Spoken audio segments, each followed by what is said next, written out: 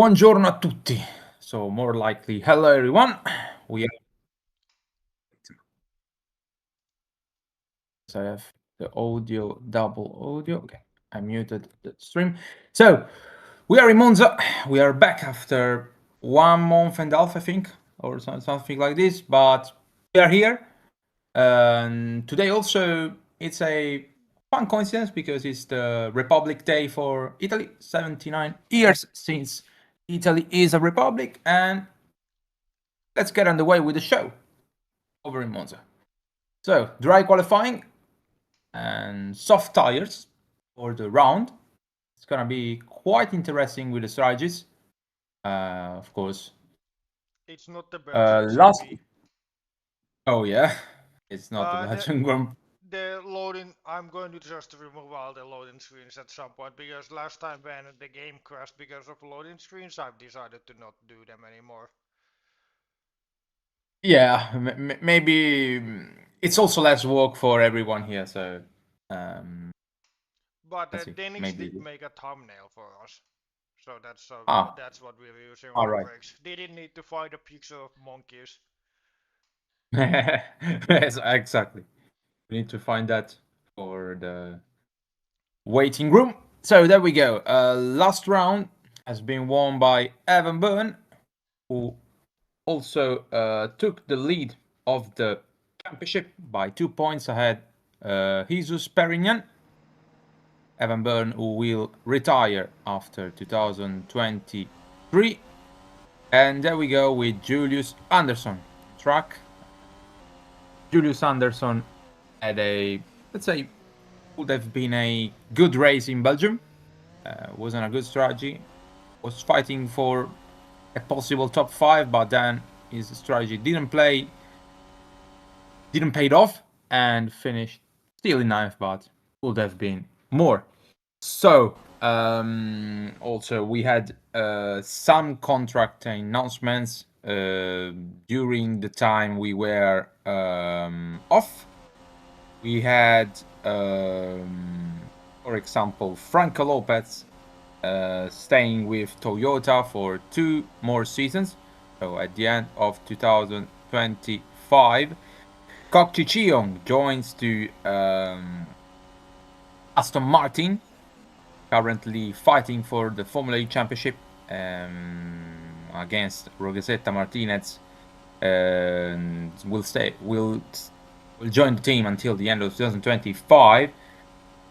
3 years deal for Jafari Blackwood with Lamborghini. Currently, the price of the season, fair to say that is him.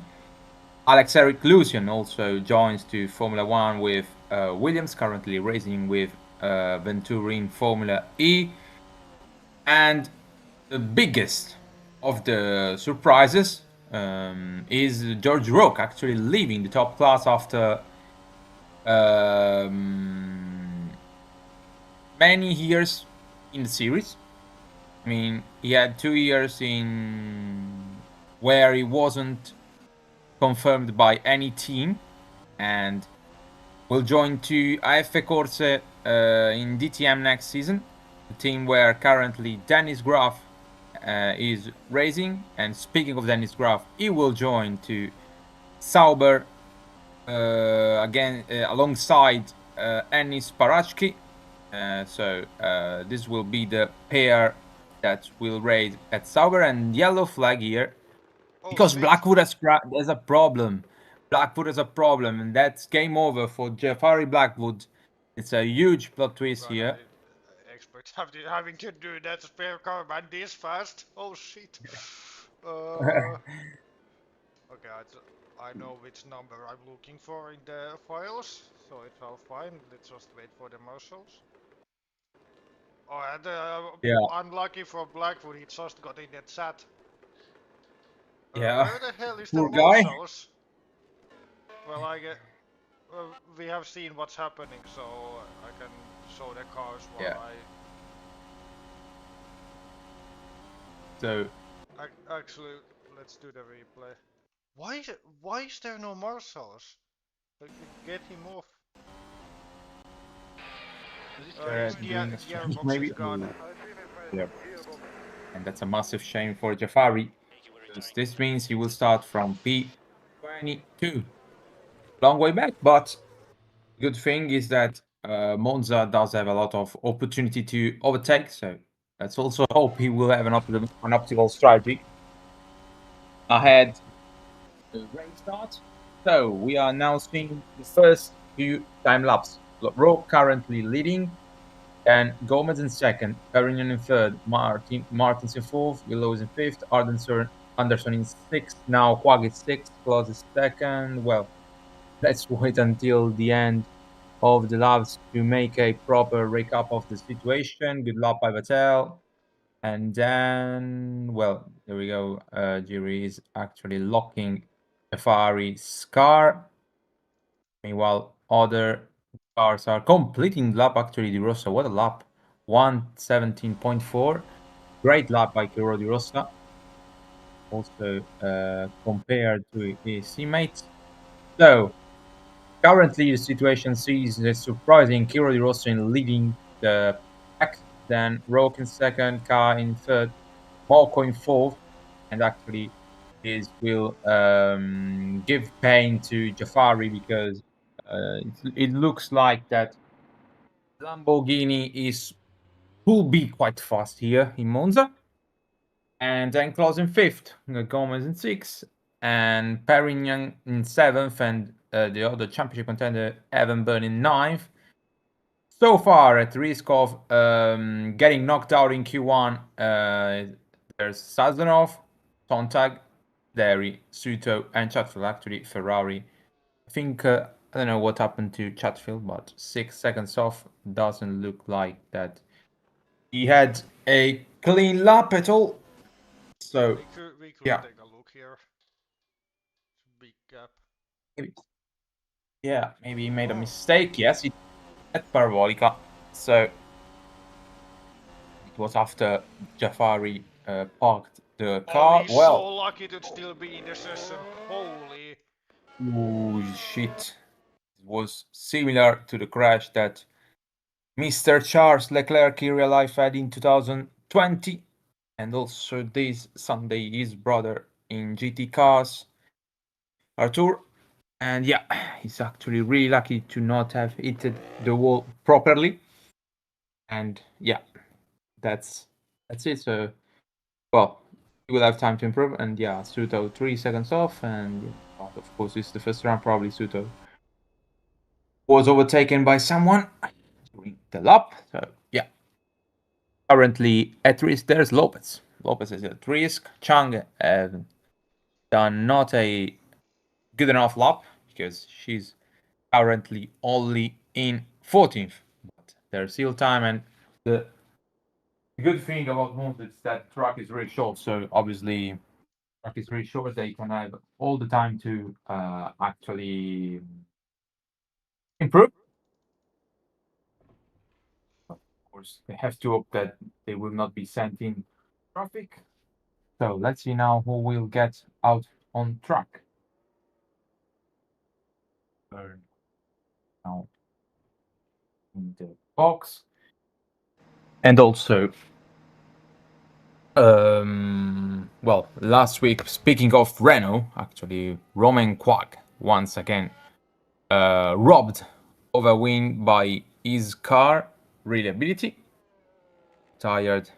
Well, he was leading with a huge lead, I would say, to Edburn, and sadly, a mechanical failure, the millionth one for Renault, forced him to stop on track, and yeah, another winless race for Renault.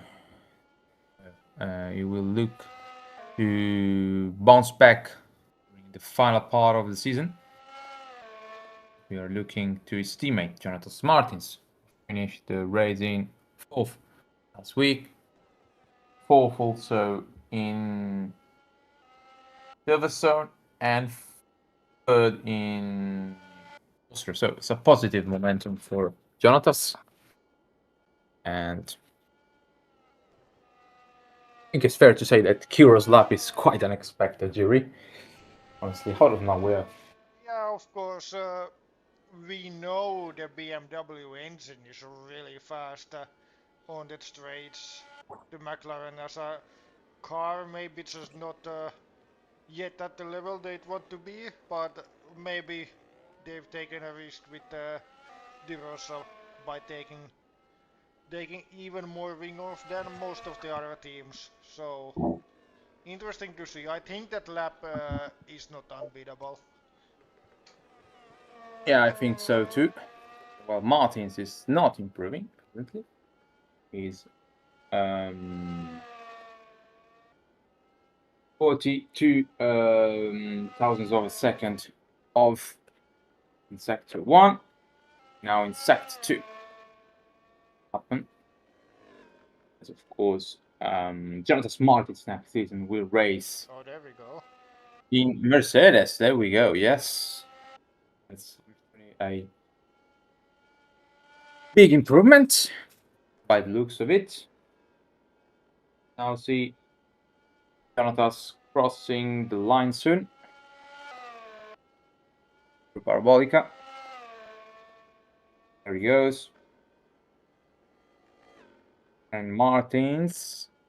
Purple. Wow, yes. Fastest at the moment. See if there's someone else on a lap at the moment. Yes, it's there's close. 3 tenths off. I think he will slightly improve, maybe ahead of Moko. He'll theoretically is already in Q2.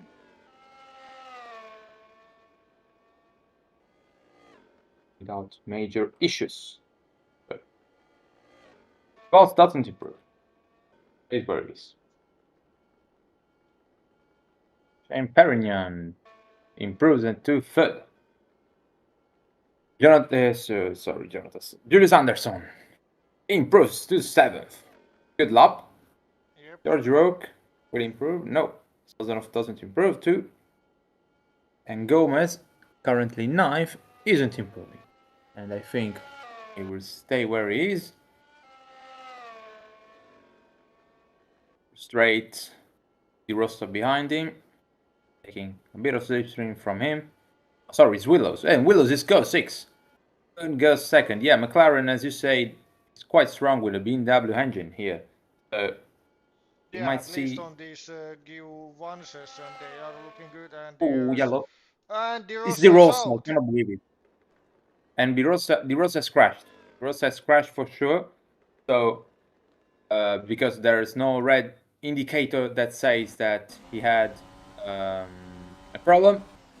Yes, same spot where Rick Jan in 2015, but actually in a How does? different way. Oh, that's No, I cannot. unlucky. Oh man, I cannot believe it. This is actually, He could have survived with yeah, just a front wing change, tough but luck. his own front wing takes him out. Oh man, this is so tough. Tough luck. Honestly, And what a shame. I think, Well, I actually didn't. yeah, close hits the front wing, but he was already Yeah, on his in lap. yeah, that's actually a good thing for him because at the end it doesn't request major things. Some will have laps ruined. Butfield improves to 21st. Federi will improve. He does have Lopez right behind him. Federi improves in 20th, and Lopez takes a big advantage of Federi's slipstream and goes up to 9th. So currently at risk. There are same ones we had before, with difference that Butfield improved to 20th. I mean, well, Felix Sontag now goes straight. I think he got the yellow flag and De Rosa's car in front, so he slowed down 2 seconds off. Yeah, everybody who his car was in a spot where everybody had to slow down. So yeah, that's really unfortunate for Sontag majorly because he actually needs to improve as soon as possible, and also because his teammate is 11th and is far down the order. Oh, well.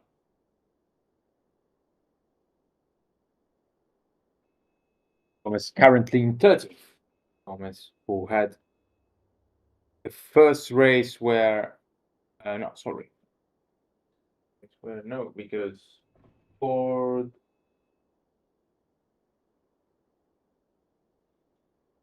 Yeah, it's 2 races in a row that Gomez isn't scoring, so he's having a sort of tough period at the moment in terms of results. It's actually already two teams having their battles decided today, McLaren and Lamborghini. So yeah, Willow is currently in 8th.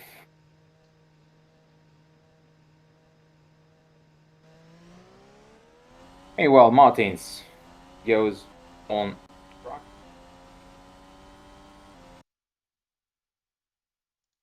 As currently Martins is the fastest and Quag is second. I didn't realize that. I didn't realize that they are currently 1-2. So pretty much a positive session for Renault. Let's hope they can keep the momentum. Obviously, could have been much more for Renault if it wasn't for their reliability in general over the season. But yeah, that has been a huge limit for them. So obviously, they have to improve that also in the future. Who knows who will drive for Renault next season? Currently, they haven't announced any driver that will drive for them next season. I honestly have no clue if Quag will stay actually, and maybe who knows, his teammates could be someone like Card. They have no clue. Our chance. But Martins begins his lap within some traffic and he goes through on the Ferrari of Federi because Charles Williams is in the box. Marco in front of him. Actually, quite Good for him that sneaky. he's practically safe. Yeah. It was basically a good move. But yeah. Fastest time in sector 1 for him. Yeah. And ahead of him there's Moko. Let's see who will stay in the box, because if Chang stays in the... Oh wait, Chang stays in the box because yeah, De Rosa isn't going out on track and Chang is at risk. Chang is at risk. Watch out, because we might have a huge surprise already in Q1 with Laura Chang possibly getting knocked out from the session. That will be another major blow for us. This probably also explain why Haas decided to try a new lineup. Maybe not the best, but we will see. Well, of course, Klaus didn't respond. So speaking of Klaus, he's actually improving. Currently in 12th, he will improve to 10th. And actually Haas seems to struggle here. This is a surprise. Hey Rob. Hello. Currently nearly at the end of Q1. Rob is improving. Rob is coming. All right. Rob goes fastest. And he goes the 1/1000th of a second. That's very close. What did I miss so far? Blackwood forced to stop the car and will start last, and De Rosa crashed on his own. Well, basically, McLaren seems to be really strong here, so yeah. Should improved, but stays in 20th, will be knocked out in Q1. Let's see now Moko. Chang is at risk, by the way, Rob. I forgot to tell you this. Wait, what? Chang is at risk. Oh, I see. Macho doesn't improve. Federi doesn't He's out. improve. Baldinger currently 15th, but most likely safe. Because Yeah, either way, he's not improving at the moment. let's see now. Baldinger. Baldinger, no, doesn't improve. Let's see Sontag. No. I don't know. Yeah. Sheffield. Can he improve? Yes, he can, but not on his position. He remains in 21st. Sontag 17th. He's out. Yeah, very narrowly, only 2 milliseconds to safety. Laura Chang is a lucky girl. Yes, Would have been much worse. So, getting knocked out in Q1, Sontag. Kazanov, Federi, Suter, and Chatfield. Sorry if I interrupted you, Rob. and also Blackwood, who didn't set him And up. also Blackwood. You're right. Did So, he have a car problem or? yes, gearbox. All right. So that was it for Q1. Ferrari seems to struggle quite a lot so far because their highest placed R is in 10th, while the two actual Ferraris will start at the back of the grid in 19th and 21st. So that's actually really it's going to be a tough day tomorrow. Well, when the race actually happens for Ferrari, and as you can see, Yes, indeed. getting knocked out in Q1. Yep, Sontag, Sazonov, Federi, Suto, Chatfield, and Blackwood are all eliminated. They won't progress to the next part. I hope, by the way, that you're well, Rob. Generally,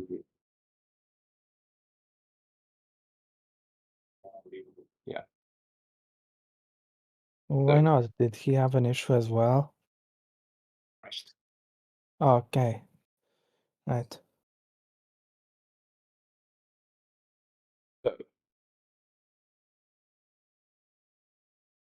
make prediction for Q2 also. Forgot to do the same in Q1. Well, of course, Rosa is out, so doesn't count. Let's predict the 5 guys who will get eliminated in Q2. I have the chat as well. So, hey Flo, hey Jafari, sorry that you joined at the worst time impossible. Hello Dennis, hello Chris, hello Xavier, and no, so these are already the people here. That's good. By the way, after saying, I hope you're having a improvement over the last weeks, Rob. Wait, what? Sorry? I mean, I hope you're having an improvement during these last few days, Daryl. Yeah. Yeah, I am. That's good. So, yeah. Q2 will start soon. Maybe we will be 3 commentators in the race. I don't know. Annie said would have joined. But who knows? So, about new messages. Where? Oh yeah, so we will be 3 commentators.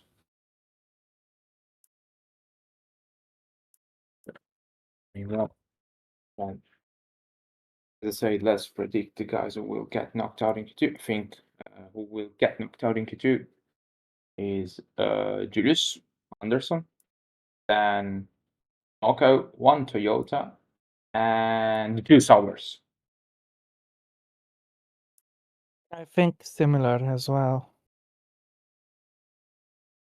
Fair enough. So here we go. So the session is set to begin now. Of course, thumbnail is not the right one, as you say. We will provide the monkey soon. Session is And underway. yep. See who will get out on track first. Yep.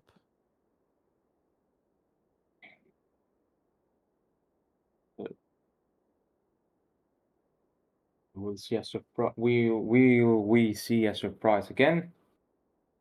Who knows? Maybe yes, maybe no. Usually Monza you have races that are unique because the tempo of speed. So obviously this is where the engine makes the huge difference. Yes, And Gabriel Gomez gets on track. Yep, he's the first car out there.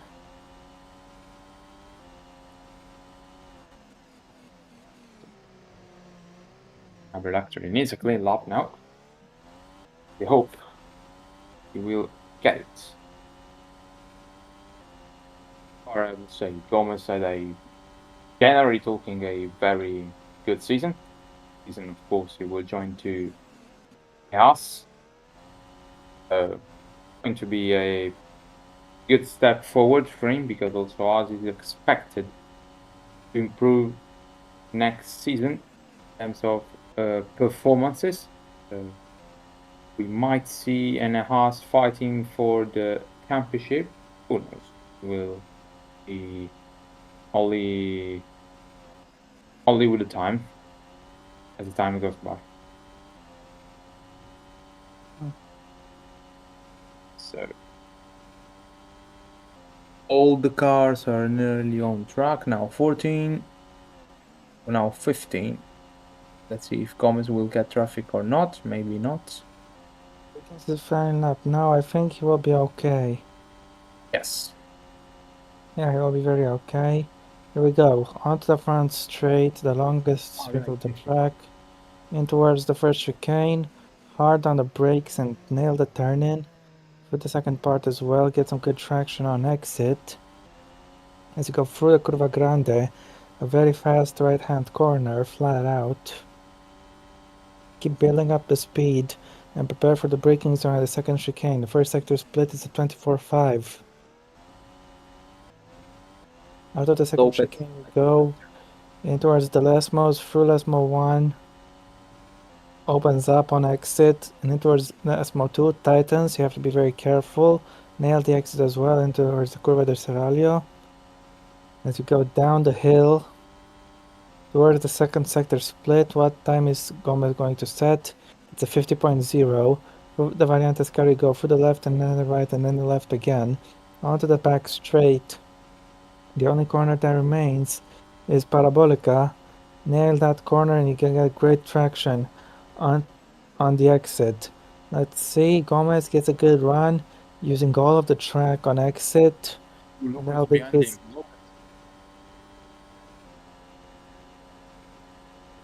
finishes his lap in second place. Lopez fastest by 6/10 of a second, so the two Toyotas running close with each other. It's creating some slipstream. Willows goes P2. As Bartosz Klos is the next driver to set a lap. He sets 17.4. Now, Marco Foot. Second. Holding a 6. See now Julius Anderson, the only Williams left in this qualifying session. Let's see. It's a good lap, I think. Yeah, quite good. Premium fastest. Second. Patel 10th. Martins 10th. Well, how about George Roque? He's next to cross the line. He goes only 12 fastest. That was not a good lap. Quag P9. Crazy to think that. Well, there's one guy left. Yeah. There are only 14 now who have set it up. Oh, Cow, what happened to Cow? He crashed that parabolic, I don't know. Lost the wing, yes, he crashed. He's picked up some. Yes, he lost the wing. Oh, there we go. That's been He's gone wide in the last mo. Lost the wing in the gravel. well. Luckily for him, there's plenty of time left, but not ideal. Yeah, he can continue. At least he knows that he doesn't have to do any more. So currently Perignon fastest, Chang, who risked to be eliminated in Q1 and now wins second. Crazy how from nearly hitting the bottom you can quickly climb up the field and probably so secured the Q3 session, I think till Burn they're safe. Then the rest will have to do laps to will have to improve to get a proper safety. Yeah. So going to be interesting. A good lap by the way by Jules Anderson. This is also a track where the engine, as I said before, counts a lot. So Julius is actually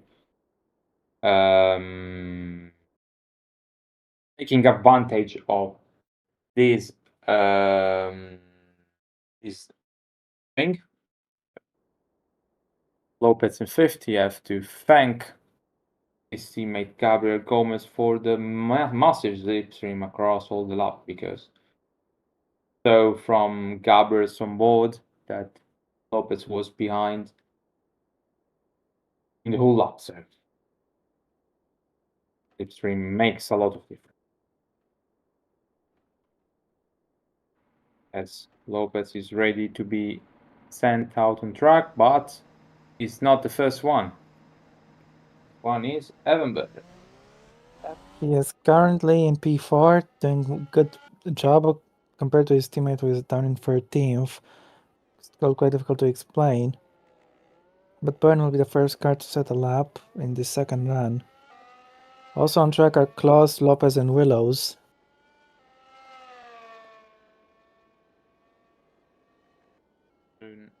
All the cars will get on track. Probably, I think this time Byrne will get some traffic, but that won't matter much because his lap is probably good enough to be in Q3. Ready?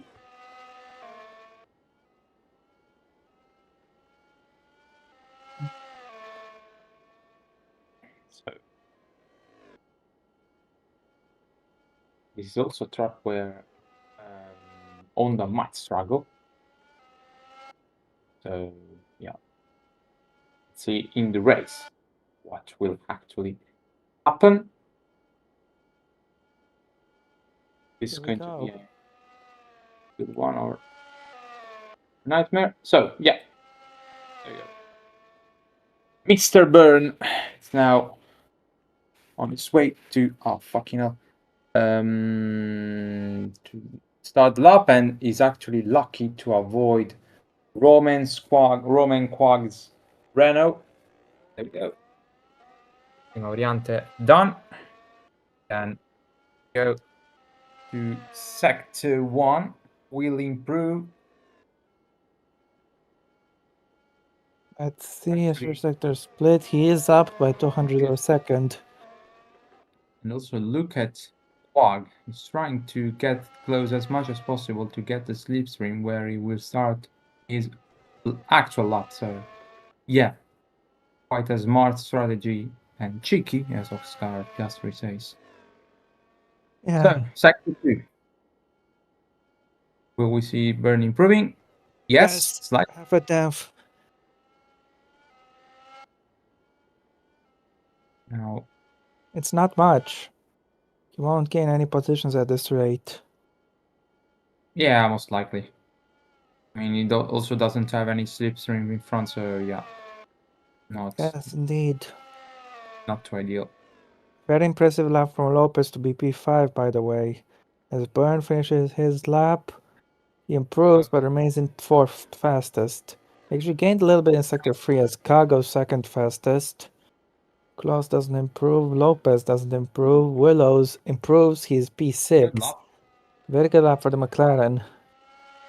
without slipstream as well, so Yes, as great effort. Wallinger is next to cross the line, and he does not improve, have 2nd down. Gomez currently not on an improvement, which is not good news. Is currently in 15th and remains 15th. Broke is Roke 9th, improves is to it? go P9 only. That's risky. Moko 2 is at risk. Chang improves with a slipstream of Moko. P3. Anderson doesn't improve. Martins, 13th to 9th. So that's Roke down in P10. He is at risk, as Patel is next to cross the line. He doesn't improve. Pog is improving, so Rock might be in the knockout zone. Yeah, that's right. Could very well happen. Let's see. Quag is about to cross the line, It's a good lap. Yes. and he's put Yes. Roke in the danger zone. As things stand, George Roke will not make it through. He needs to get another lap in, and he needs that lap to be good enough. I think the majority of the drivers will get a lap. Some might not. I think, for example, Quag is not getting another lap. So yeah, you have to be quick as much as possible to get ready, put new tires, and go out on track. Yeah.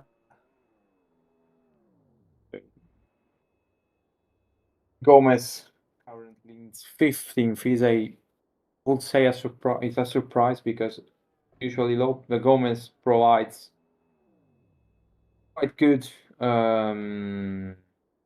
efforts in qualifying sessions.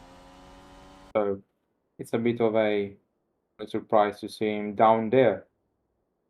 But of course, is the reason why Lopez is in Q3, giving him the slipstream during the first run. Please, not too bad. No, definitely not. He's done good teamwork there to help out Lopez as Byrne is going out. And George Roke needs to hurry. There isn't much time left. It'll be interesting to see if Roke can make it to the line in time, because we're cutting quite close actually. Yes, indeed. I think that's Waldinger will get another lap. Lopez will get another lap. I think that yeah, from Willows and Wars, they are at risk. But Willows might be safe, I think. More likely from Anderson and Wars.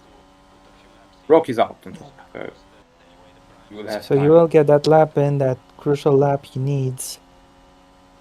And also Martins needs to get on track as soon as possible because he's 10th and, well, of course, now that Rogue is on track, he's at risk. Yes, indeed, that's right. And it's not just Rogue who could beat him. Macho, Weilinger, Patel, Gomez, they all have a shot as well. We're getting quite close to the cutoff time, as Byrne will start his lap soon enough. Anderson has gone out on track. Martins has gone out just now. He will make it just in the nick of time. There we go. So Byrne begins his lap. Confirmation there that Patel is out. Yeah. such a shame. Yeah, but you wouldn't have expected the Sauber to make Q3 anyway. Yeah. I think maximum may get 12th place. Would have been on the cards for him. Burn isn't improving, but he's No, 300's down for the first sector, so not a bad first sector per se, just he could find a little more. Through sector 2 we go.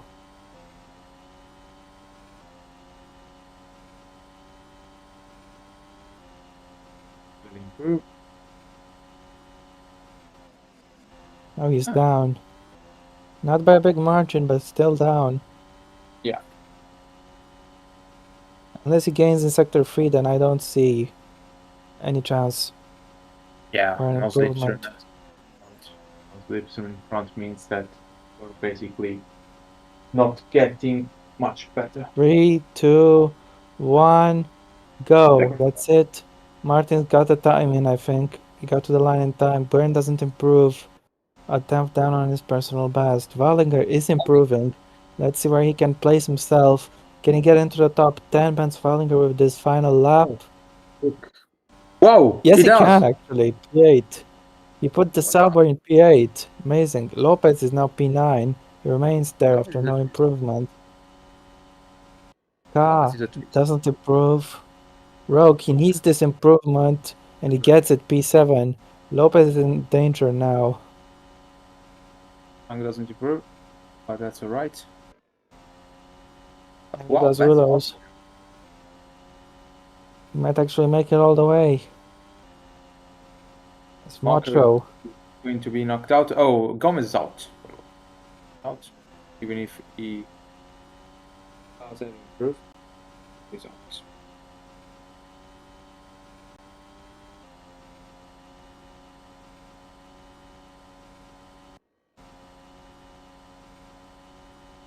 Anderson. Oh, yes, made it.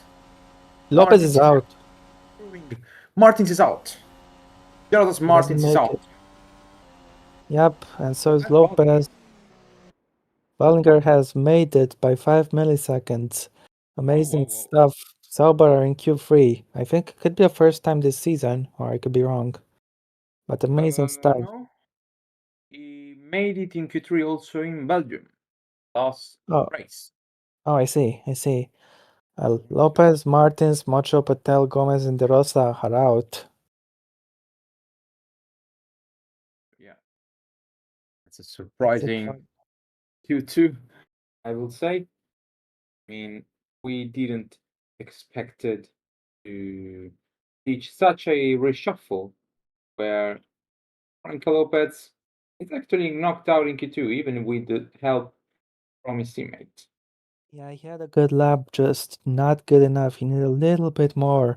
And he would have been there in Q3. Unfortunately for him, he's P11.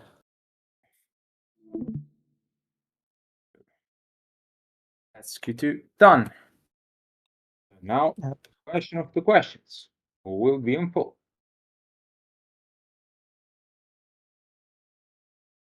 I think that driver that will be on pole will be Perignon. I think it's going to be Ka. They've been swapping ever since France. They've been alternating first Ka on pole, then Perignon, then Ka, then Perignon. Last time out in Belgium. So I think it's going to be Armar Ka. We're going to continue this little alternation. Well, I'm returning in a bit. I have to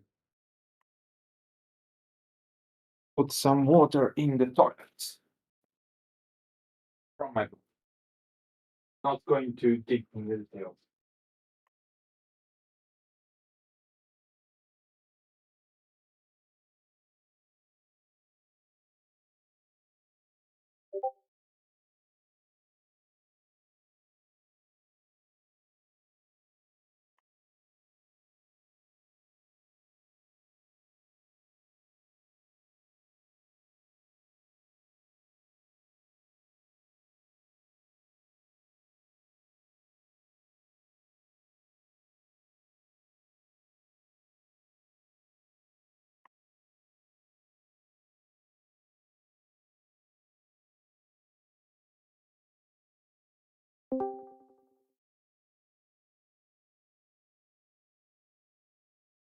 Hello, I'm here.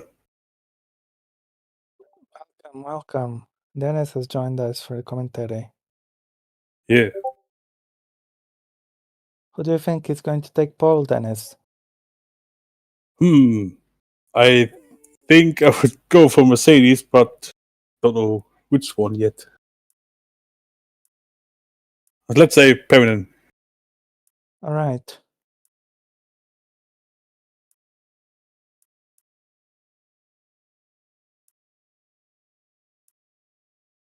Hello, Mr. Ruff. Hello there, Mr. Gamba. How are you doing? I'm doing fine. Oh, how How are you doing, Bob? I'm doing I'm fine. okay. Thanks Good for asking. to see we got everybody. Yeah.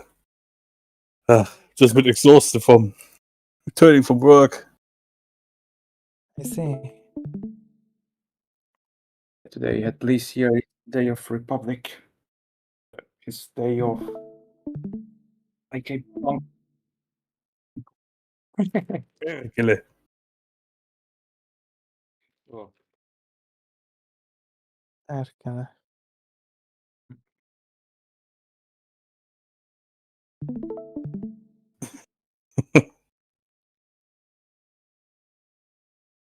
Yeah.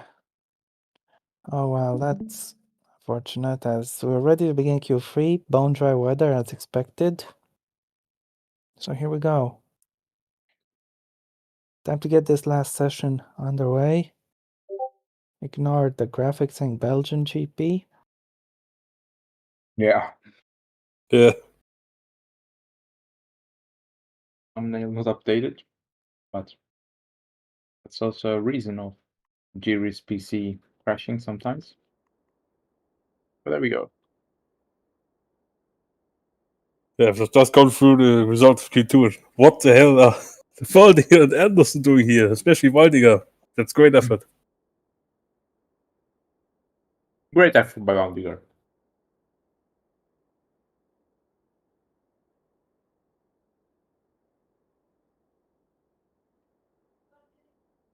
We'll get our own track first. I think it's going to be Anderson. Or will it be someone else?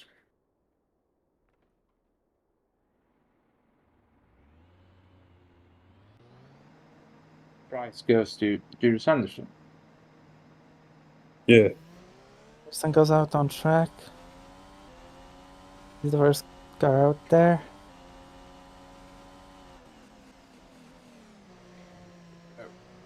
Anderson will have to make a screen of him being P1 for those 5 seconds. Yep. Maybe more. Who knows? Maybe more. Well, you are right. Nobody knows who's gonna end up fastest. Anderson could be the quickest of them all. It's not a zero chance that happening, but it is a small chance. Anyone could be fastest. It's just more likely going to be one of the Mercedes on top. They've taken all but one of the poles so far this season have the two Mercedes. It'll be interesting to see who's gonna take it this time. Therefore, the Yeah. engine has.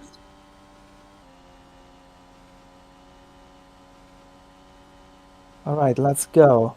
Anderson is starting his flying lap.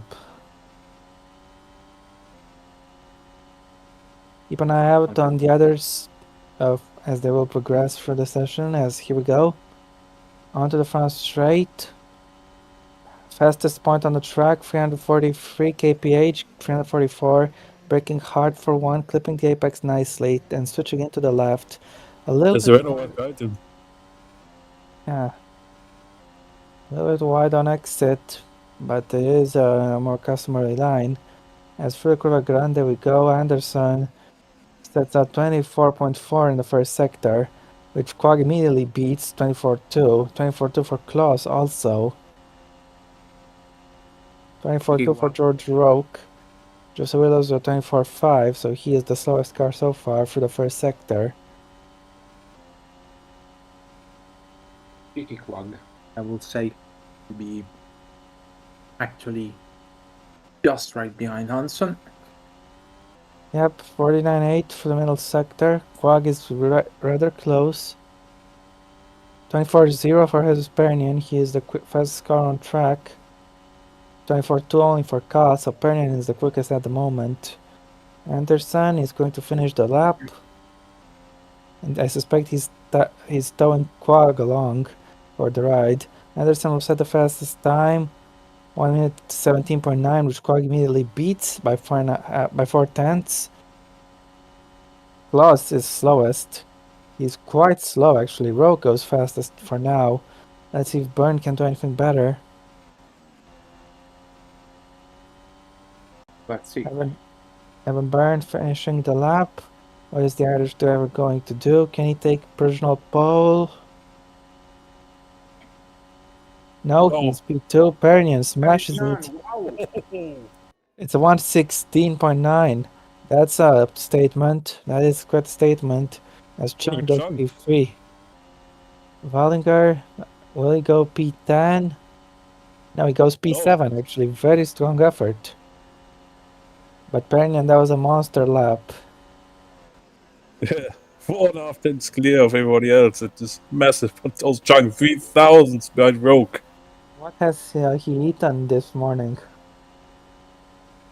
Probably the pizza there is good. Pineapple pizza. I can say that's the secret. But maybe inside that pineapple there's some sort of Gatorade or some drug that made him that fast. I don't really have a clue over how he has done that time, and without sleep stream as well. So that's even more crazy. Yeah. I think it's fair to say that probably no one can beat that lap. I'm going bold and I'd say it.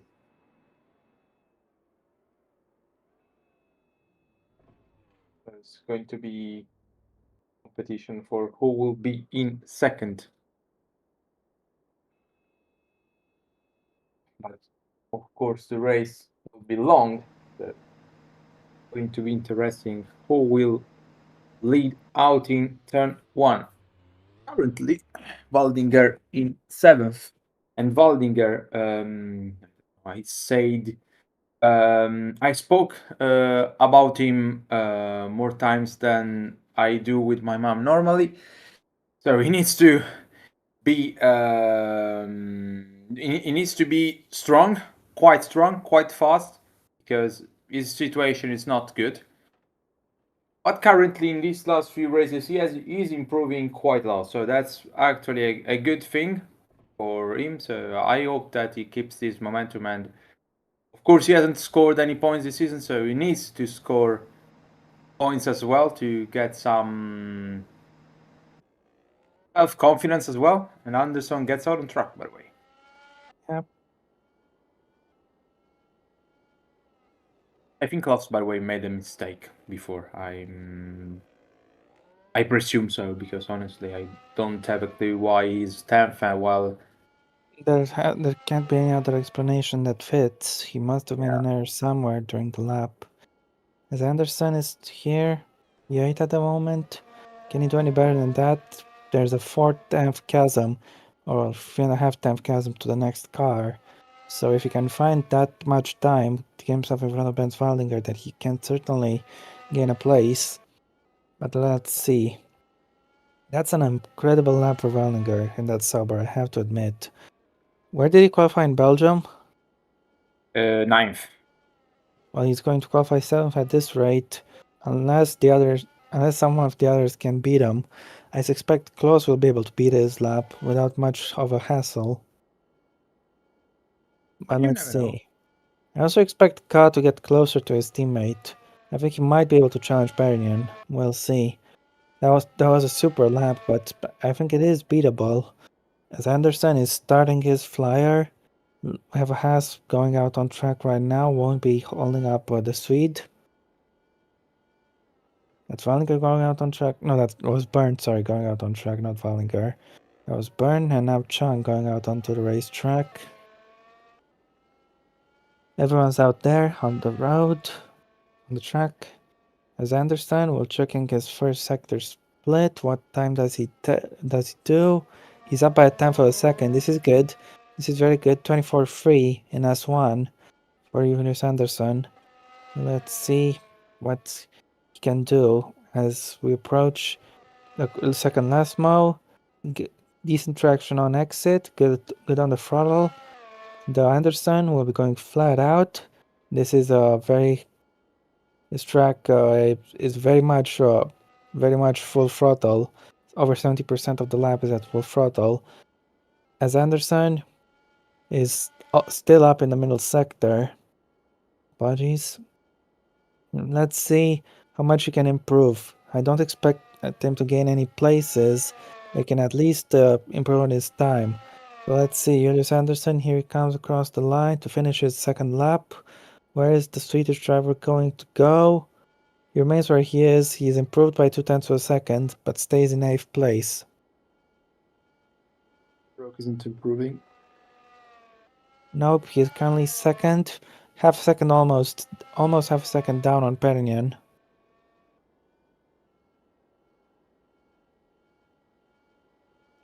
And he doesn't improve.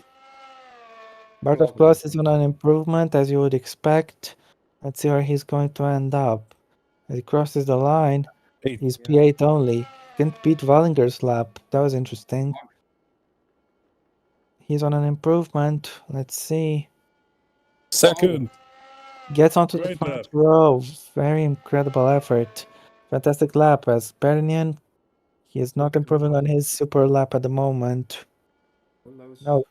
A second of the pace. He must have been held up by Willows. Yes. Mark's on improvement. Let's see what he can accomplish. Can he threaten his teammate for the front row? No, but he can get onto the front row. He can't take pole position at the moment, but he can threaten it, at least. Still 2 tenths out there. As Byrne is next to cross the line. Most likely won't improve. No improvement. Chung improves. She's back in third. Back in third, so she goes. So that's a good lap. Great stuff. Yes, indeed. Not looking good for Red Bull. 5th and 6th. No, definitely not. While Mercedes blocks out the front row for a moment. Yep, but this session's not over just yet. We still got time for one more run. For most people, probably not everybody, but for most people, we will have time for one more lap. Anderson will be the first car out there. Once again, we suspect. Yeah. Just need to wait a little bit for these guys to come back in. I think that, for example, Byrne and Chang will not get another lap. Why not?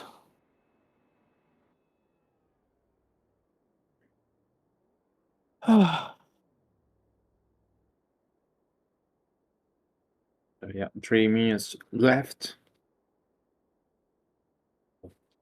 Crazy to think that actually Perignon has done that lap. Doesn't seem real. Looks like he maybe used the cheat codes that e-sport drivers use in F1 hot laps. He might have. There we go. Anderson goes out on the racetrack.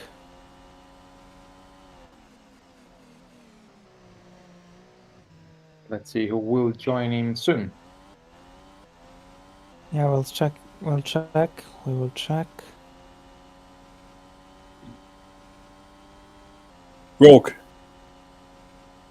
Broke, yes. I think also Waldinger soon.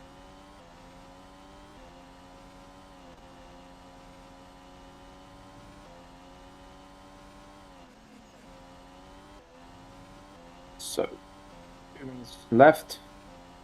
Nearly.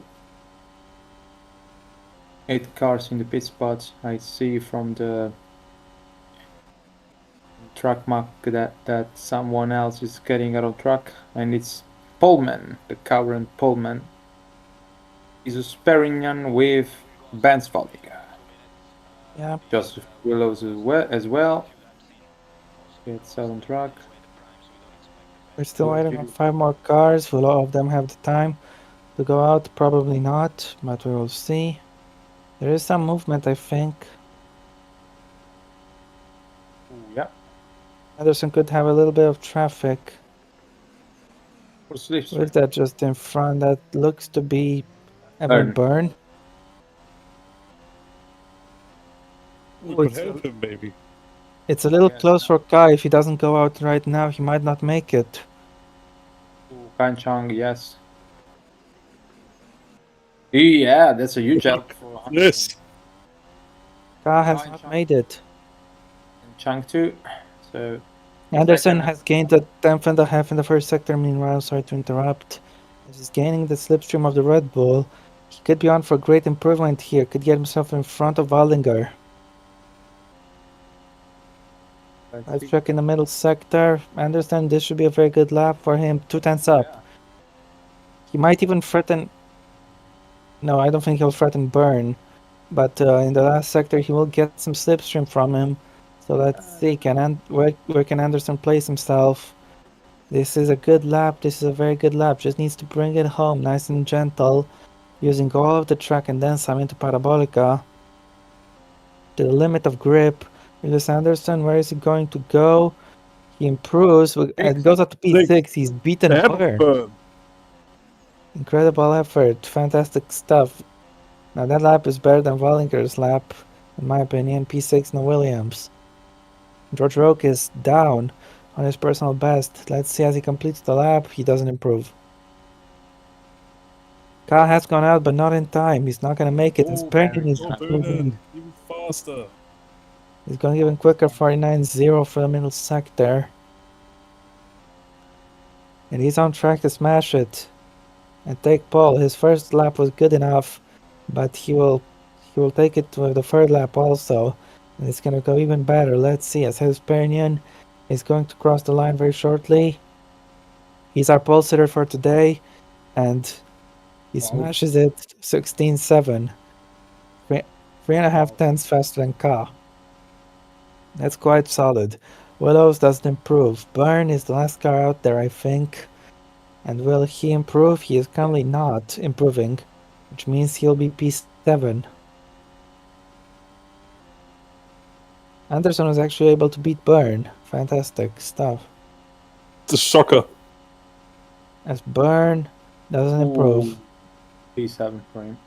Quag was also on a flyer. Klaus is on a flyer. He goes P8, so Wallinger drops down to 9th. That's a disaster for Klaus. Because our teammate. That's it. End of session. So yeah, wow, what a lap by Mr. Jesus Perignon. Gets on pole, then Kai in second and Chang in third. And you guys can read the rest. Sure, it is Roman Quag in 4th, followed by Rogue, then Anderson, then Byrne, then Klaus, then Wallinger, and then Willows. Yeah, Willows, out of these guys, have the biggest gap of them all. 7 tenths off to Wallinger almost. That's a shame because McLaren looked quite fast in Q1, but cannot make it at potential for when it actually mattered the most.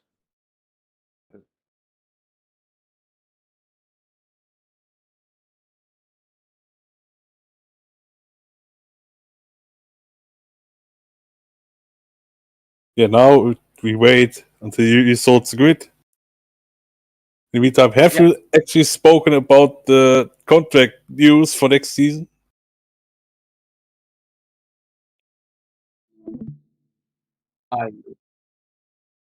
Yeah. Right. You can still talk about. Yeah, we definitely not talk about one of them because one of them is me.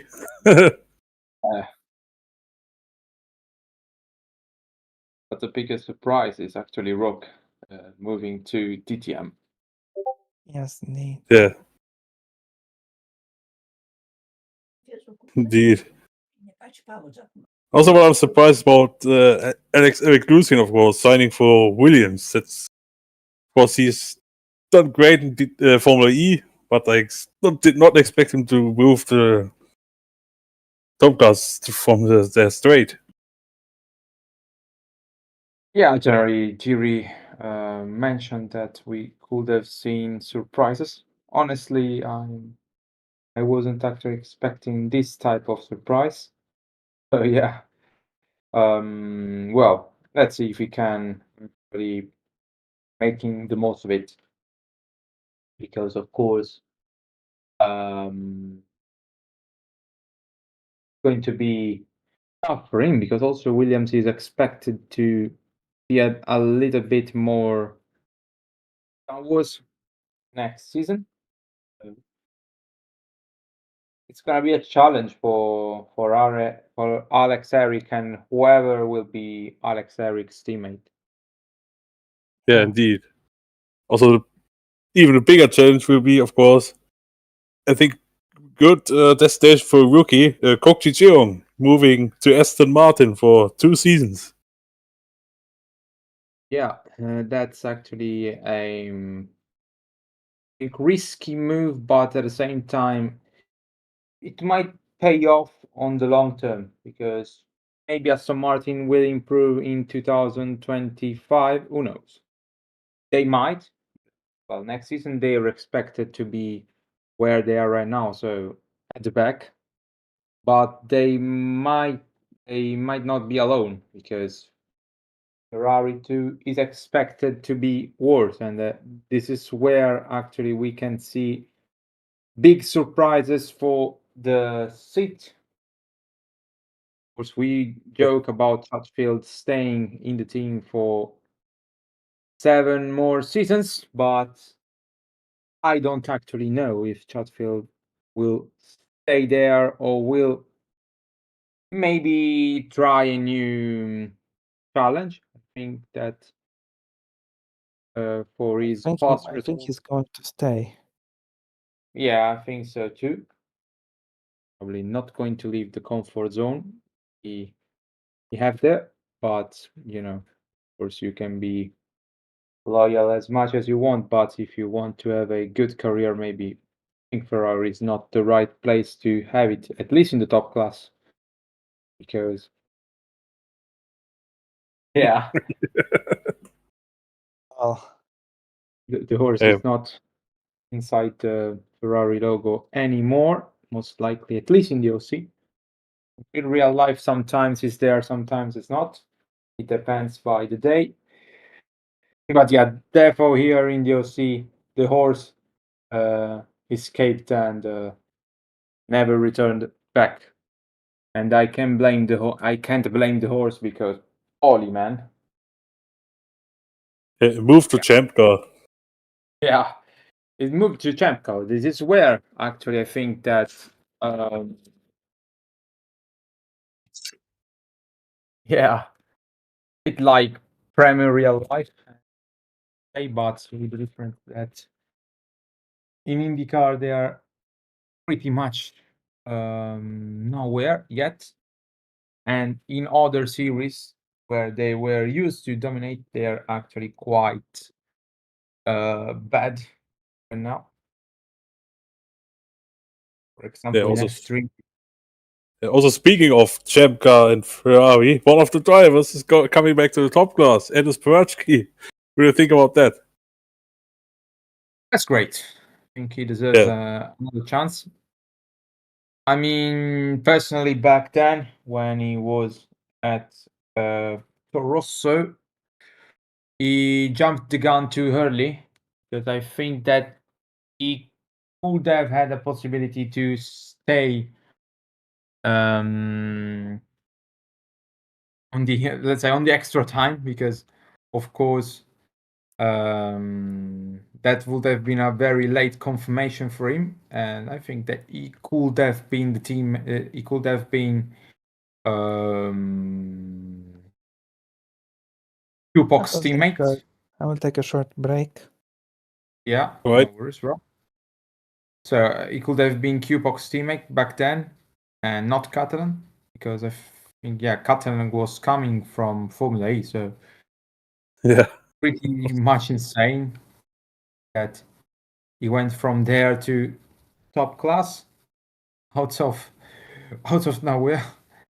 That was a shock for everyone back then. So obviously, we'll see what will happen.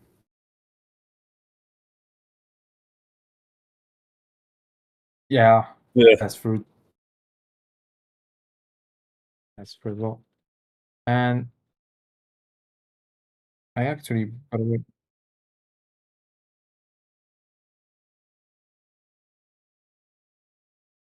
yeah,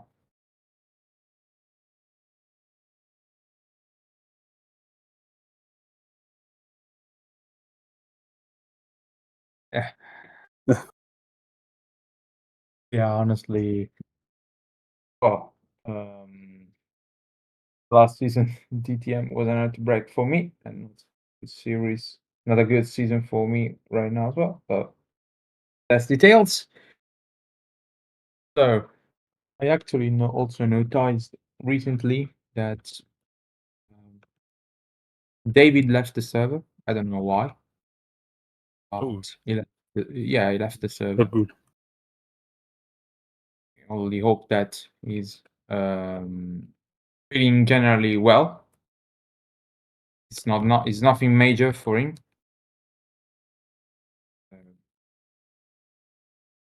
It would be actually a shame that he's doing what Klaus has done, because I think that for sure he would have gotten a seat in Thomas.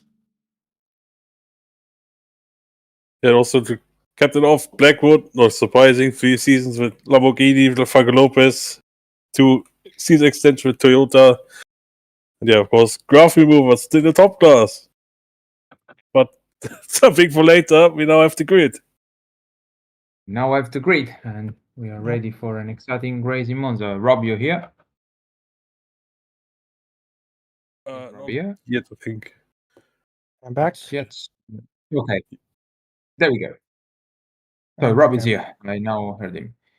Yes. So let's do 4 and etc.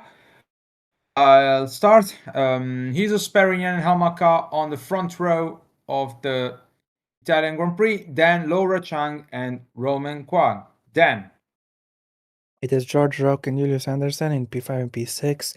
After that, it's Evan Byrne 7, followed by Bartosz Klaus.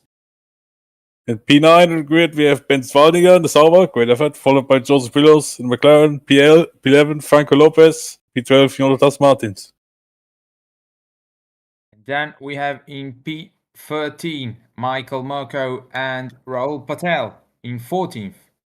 Gabriel Gomez and Hiroshima Di Rosa in 16th. Hiroshima Di Rosa who crashed during Q1, so starts far back the grid. Then it is Felix Sontag in 17, followed by Andrei Sazonov. Then it is Andrea Federi and Joseph Frederick Soto. And on the back row of the grid, we have Chris Chatfield in the Ferrari and Jafari Blackwood, who unfortunately suffered a gearbox failure in qualifying and could not set a lap. dry race, so it's going to be a fun one. I think that the optimal strategy might be the three-stop strategy, personally. But also two-stop strategy could be a good one. So Yeah, it could be effective two stop because in comparison to the speed of the straight, the pit lane is quite slow. So it could be both of quite good strategies. So Kai is on 2 stops and Federi is on a 1 stop. So Federi is actually compromised. I think we need to stop. Yeah, because What's the issue? Federi on a 1 stop. And that should not be possible with the strategy rules for the soft tires. Yeah, Federi would have been actually 4 laps down with that strategy. Most likely, so yeah, it's not fair. Yeah. We don't want So that.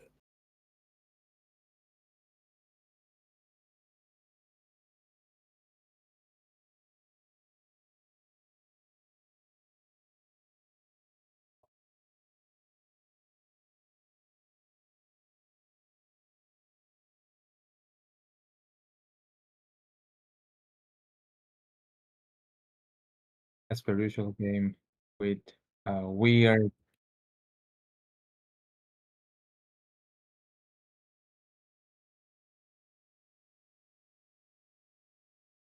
All right, so whoever will get a bad strategy next time, buena suerte.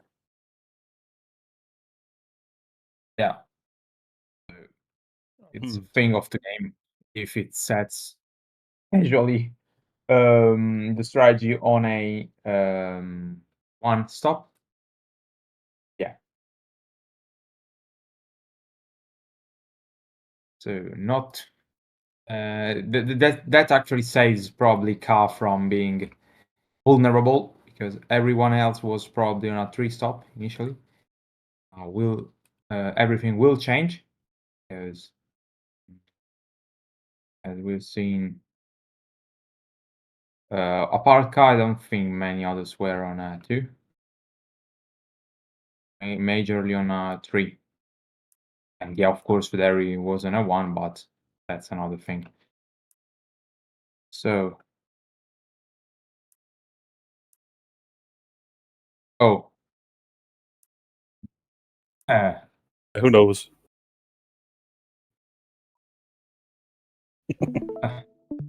there we go. So, oh fuck, wrong thing. There we go. So yeah, race is set to be underway.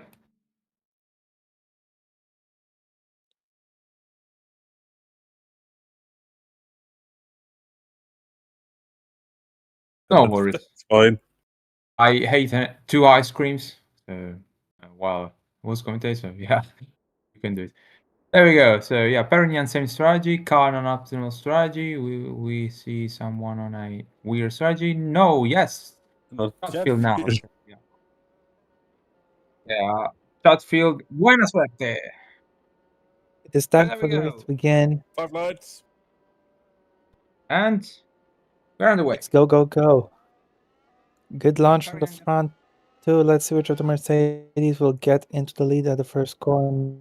Look at Chang there on the inside. Oh! Ooh. Almost. Thought it was almost a huge coming together. Oh, There yeah. was in the background. Gomez is out. There's somewhat damage. Gomez is out. Chatfield have damage. Oh no. And Blackwood too. Blackwood It's a also nail to cover damaged. for the 1 stop. So Gabriel Gomez is out from the race. 3rd consecutive non-point finish for him. As meanwhile here, watching the field, so Chatfield replay. There you go. There you go. See what actually happened here. Yeah, here we go. Oh, you got Ooh. clipped there by the Aston Martin. Sazonov got Yeah. damage. So A little bit of a mess. Yeah. Monza marshals are Yeah. different. So unfortunately, Sometimes the it race comes lasts second. about 10 seconds.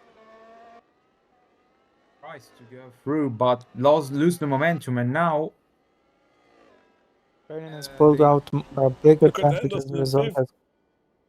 He's gonna try to go Anderson for might third. go Can he third. make a double overtake happen?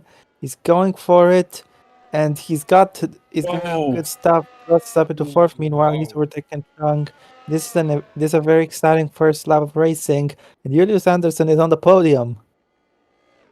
Crazy, What the crazy insane start. start. Someone's going 3 wide. No, please. No, please. Keep it clean. Keep it clean. They don't. Keep it They do. clean. And actually, with that, Rock lose the momentum. Oh, Willows sounds is clean. Baldinger Is no, out. but No. also Martin. And Soto. Soto is out. Willows is still in the race, I think. Yes. Oh, 3 wide and Oh. He hasn't picked up race. any damage, what I see. Federi made a dive bomb. We had 3 wide into the first corner. Yep, Ooh, just no well. space to maneuver at all. Oh, Oh. What happened to Patel? I think he got it from Suto. Suto. Yes. oh, well, so unlucky. From Patel there. very- Oh, 2 separate incidents happening at the same time. Yeah. That's a. Yeah, I think it's more on. Well, it's unfortunate. I mean, Patel closed in. Sudo came from miles back. What can I Yeah. even say? There was no gap, yet he still went for it. Oh, yeah. 5 place grid Yeah. penalty for Soto then. yep. So quite a Just lost it difficult there. place. The bumps. Willows actually have no damage, so it's so lucky. Yeah. Only low damage. Yeah, but can he get the car unstuck from the gravel? Yes, he can. Can he avoid the debris? Yes, he It can. was so close. Yeah, Almost indeed. clicked the wheel. Does That Lopez have is damage? Lopez damage. Yeah, Lopez have damage. So Zazanov has pitted. that's 3 retirements in the space of 3 laps. Lap 2 and the Mercedes are already 4 seconds in front of P3. Yeah. Anderson now lose the place to Chang as well. Yep. So his stay on the podium was only for a few seconds. But those are just some damn epic seconds. Indeed. As it's now Mercedes, Haas, Haas in the top 4. Oh, Oko. almost. 300 Red Bulls into Parabolica. Anderson coming back. He's going for the move. He's made it work. Well, Can you hold on? oh no. Oh, that's really close. 4 wide now. What Oh, the that's hell? Red Bulls. They made it. Brilliant. Oh, wow. That is, What a a fan- move. that is a fantastic move from Burn. Fantastic That is an defense. That when he got past, he immediately stayed calm, squeezed it on the inside, do the chicane, and yeah, taking 6th place somehow. Or No one going to wanted to 6th make place. way for the others, but yet they all still went through just fine. It was great racing. Yes, indeed. No one was leaving any space, but they were able to squeeze through. As Quag is going down the inside of the second chicane, can he get through at the De La Rocha? Yes, he can. Good So move Burns by defense him. didn't last long. So yeah, Red Bull actually having a tough time at the moment. Not a good day has begun for them. With Moko there and actually Federi in 10th, man. Wow. Yeah, indeed. The field has been quite spread out already thanks to the incident so far in this race in the first 2 laps. While the Mercedes streaking clear in the distance. Yeah. Meanwhile here, 3 wide again. Also With Moko. Ferrari. Wow. Federi, what is he doing, Federi? Federi Oh, and Moko. taking Oh, Red Bull. He's Wow. overtaken both Red Bulls at the Parabolica. What's happening to Red Bull? Yeah. Is Rogue locking up Actually, it was quite small contact. Yep. Ooh, that could have been much worse. Yeah. Indeed. The 2 Red Bulls not doing each other any good. They're down to 9th and 10th. That's going to be a lot of points lost to Mercedes as things stand. They need to turn this around. This will be massive because Mercedes is now scoring 43 or 44 if they score also the fastest lap of one of their cars, while they are scoring 3 points. So 14 points gained by Mercedes will be quite insane. Yes, indeed. There we As go. Rowe goes down the inside, he is in front of Federi, back into P8. So now his Burn streak's two. clear. Burn 2 will try to get back Derry. Bernian, Anderson is meanwhile, is catching up to the leader of Armor Car. Yes, indeed. And actually, Anderson, look at him. He's keeping close to Chang and now might try to do the move on her. Yeah, he's He done does. it. He But appears to now be they're fueled. going straight. Yep. Chang is fueled Chang. heavier though, so that could explain the difference Yeah. in pace between the pair of them. Could. But now Chang gets the slipstream again. And crazy to think that actually cost from 8th is now 3rd. Yeah. Either way, Chang has made the move once again. As Byrne is struggling a little bit. Wallinger overtakes Zontak with a dive down the inside. Good move. Good move. Willows in 15th. As there we have Pernian, 9 tenths the gap to Armor Car in front. Let's now see Quag.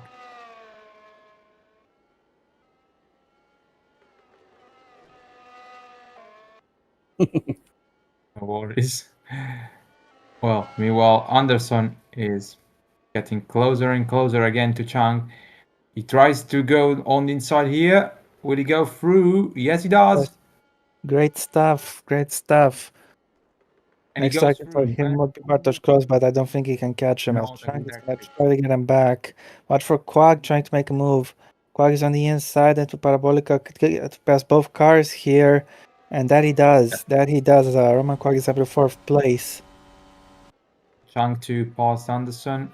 While Byrne is struggling to pass Federi and lose the momentum to do so. And now Martins is right behind him. Yes, indeed. Yes, indeed. Yeah, Anderson is on meanwhile inside of Chang. I saw. Let's see if Anderson has pulled the move. No, he's behind. Yep. And she's overtaken Quag as well, unseen by the cameras. That's actually. Oh well, Quag aggressive in defending. Blackwood overtakes Chatfield in the meantime as Martin sends it down the inside. Or And then Federi and also passed Byrne. Yeah, he's And got he him does. somewhere. He did what Byrne didn't manage to do. 8 tenths meanwhile between the two leaders. This reminds me of when Red Bull in 2018 struggled the whole race with Gal, staying behind much faster cars, and Anderson goes up to 5th. And on staying behind too much slower cars, Gal actually finished the race outside the points on pure pace. Oh yeah, that was shocker. Marco goes up to yeah. Marco is 6.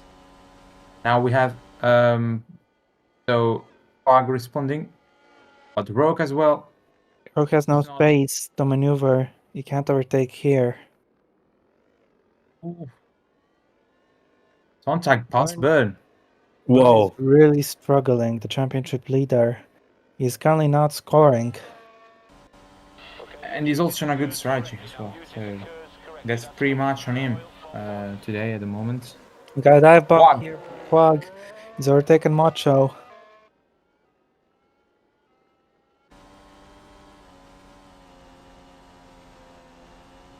Alright. I think he said that it's raining, so might be something with that. Trying to overtake Macho. And towards the Valiant Ascari. We're gonna cut away.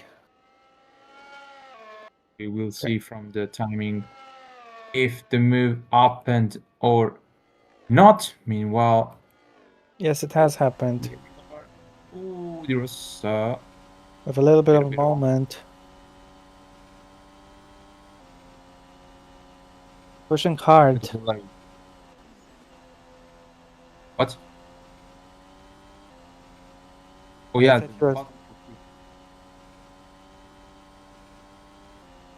Martin says we overtaken Rogue in the meantime. Burns Sends it down the inside of Zonta. Who he goes? Will he go through? Oh, Yes, he does.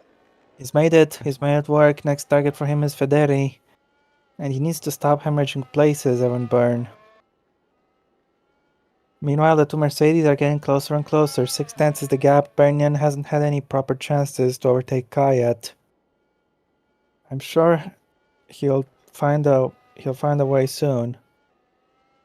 Yeah. Likely will.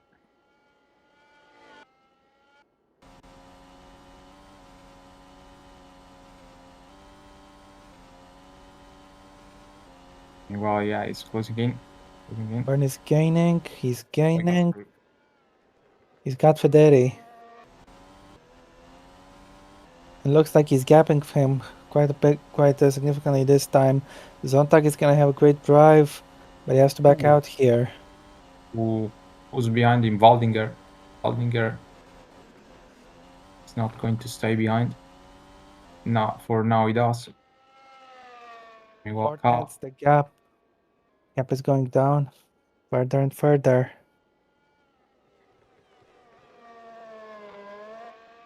they've pulled out from the rest of the field, and there he retakes the place on Sunfag.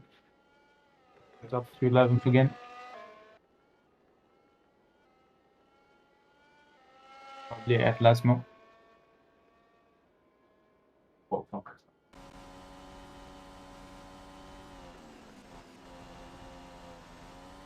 Car already going a bit defensive there. The entrance of Scawi that could impact the exit. And now we can have an attack. He's going for it right here in Parabolica. I think this is for the lead. This is a move for the lead. Yep, he's made it work.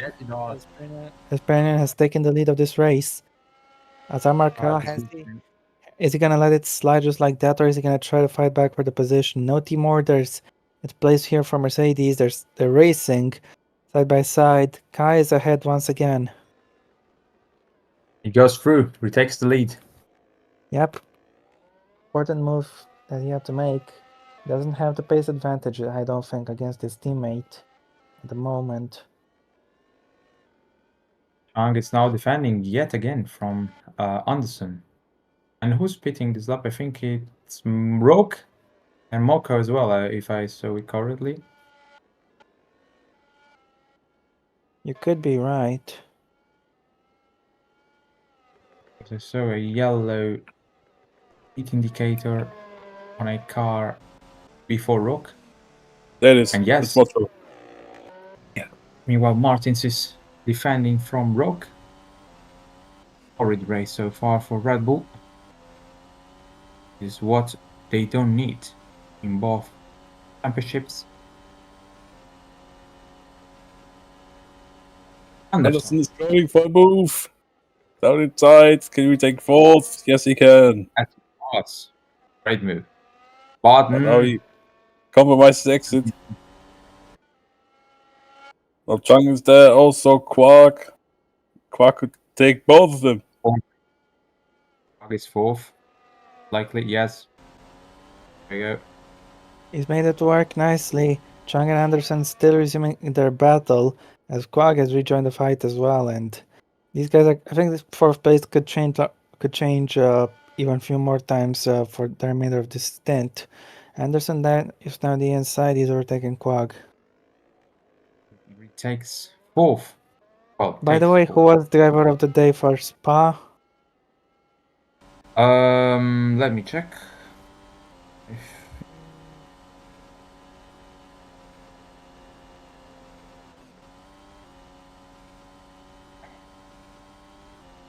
Okay. There may be Lopez. And Brennan is coming in. Yes, Quag. Oh, was Quag, yes. Alright. Wow. As Brennan is coming in, he's gonna come in and try to undercut his teammate Armor Car. This is gonna be an important stop. So let's see. In he comes. The man second in the championship. Trying to make a play for the championship lead, and the win here today would suit him very, very nicely.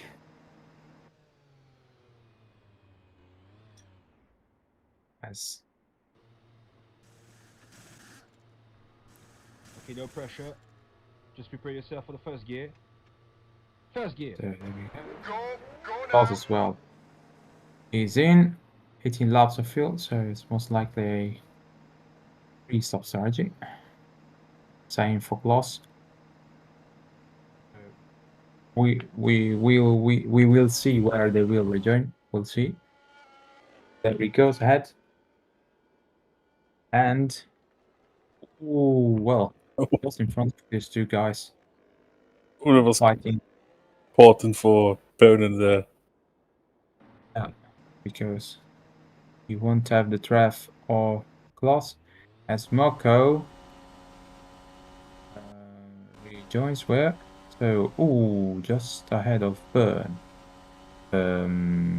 Rook. Cars also pitting. That's crucial. Yep, will he be jumped by his teammate or will he be able to stay in front? It'll be interesting to see what happens here. Car comes in. Surely his teammate not getting the two cars of Ollinger and Eurosa at him.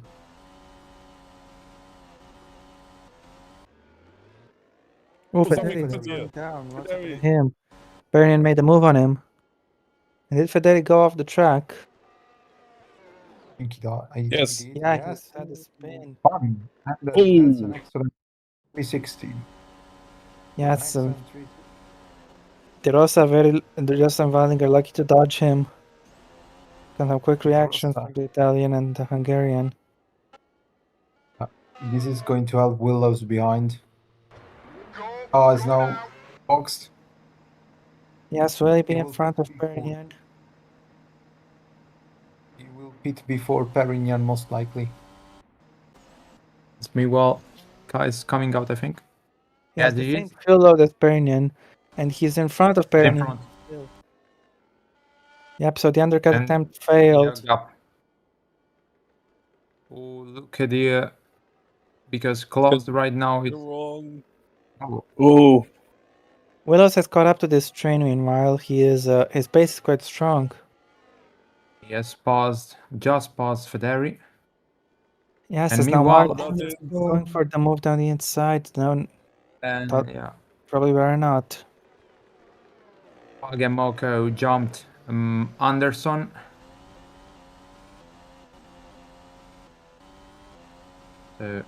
And Car got Yeah. almost a 3-second gap to Bernian actually.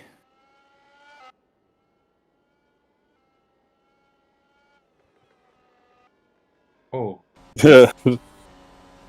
That's exciting.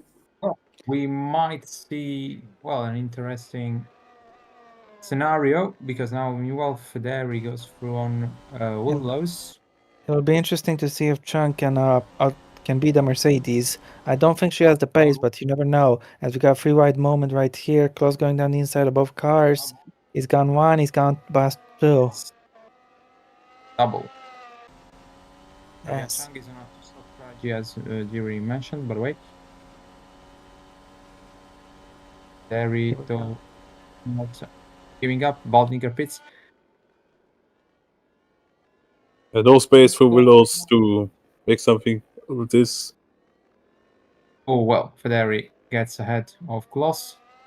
Of course, I don't know how this will be taken by us because it's the next team that Federi will drive. So going to be maybe embarrassing if it has actually causes something to Bartos Gloss. It's going to be actually embarrassing when Federi joins us. I don't know for sure, honestly. So meanwhile, let's see here. Around the outside, we go through Who is getting the other Haas drive? Gomez. Alright, he Yeah. flagged. Parabolica, something happened. Parabolica. Yeah, It's I think Black Black Hole was in Black. this race. He had problems in qualifying, he has problems in the race as well. Oh no. Oh no! Yeah. The second time he had once of this. And for the rookie. Oh, not really. That's Baldinger. Baldinger. Oh no. Has He crashed. crashed. His pointless that's- run continues. After He was such on an how impressive much fuel? qualifying. 31. 31 laps. Oh, No wonder he was struggling with so much understeer. Sauber never fails the to wheel. impress us in the OC with strategies. Yeah, Sauber have completely missed the mark there. So it's 5 retirements in. Oh, Eight. oh, Anderson is out. what happened here? Big damage. Oh, Anderson is Anderson. also out. He could Anderson still still in the race. continue. He lost his front wing. He's still. Oh man. I just have no wing. Probably is stuck in a Oh, part of the trip. goodness. Oh. What happened? I think he Everything is is stuck. great. I think It's so crazy right now. Oh, Has Frederic no, crashed on his own. mistake. Just like Uh-oh. Leclerc's crash in real life in 2020. Yeah. Well, I had to avoid it successfully. No Oh. way. No chance to shit. avoid.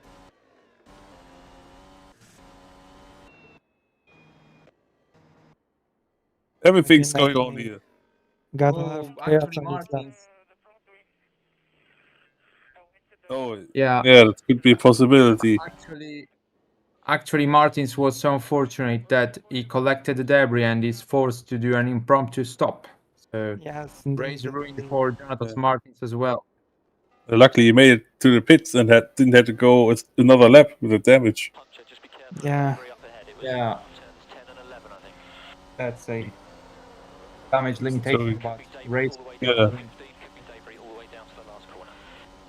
6 retirements now. Wow. Down to 16 runners.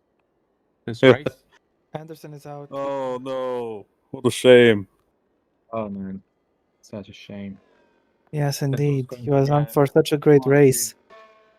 Yeah, that was going to be a massive result today for Julius, and it's a shame that it ends up with nothing. So yeah, This commotion is good news for the Red Bulls.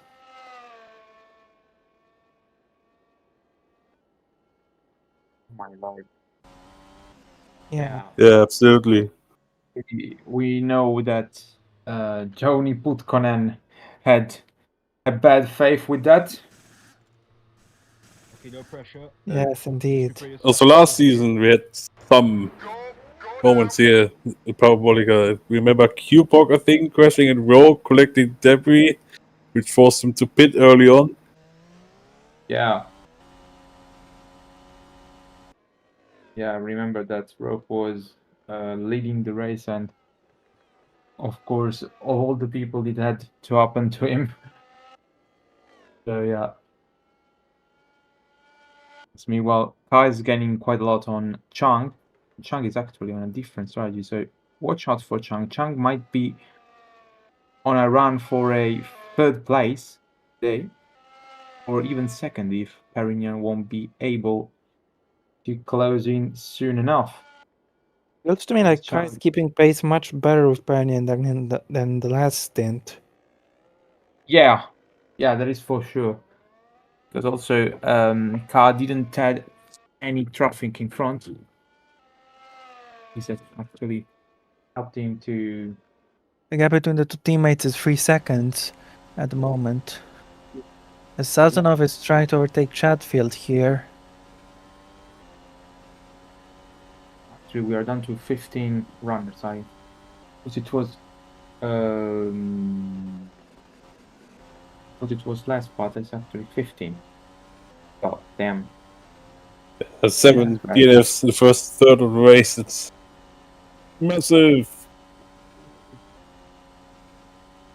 Tries to go through, but doesn't work.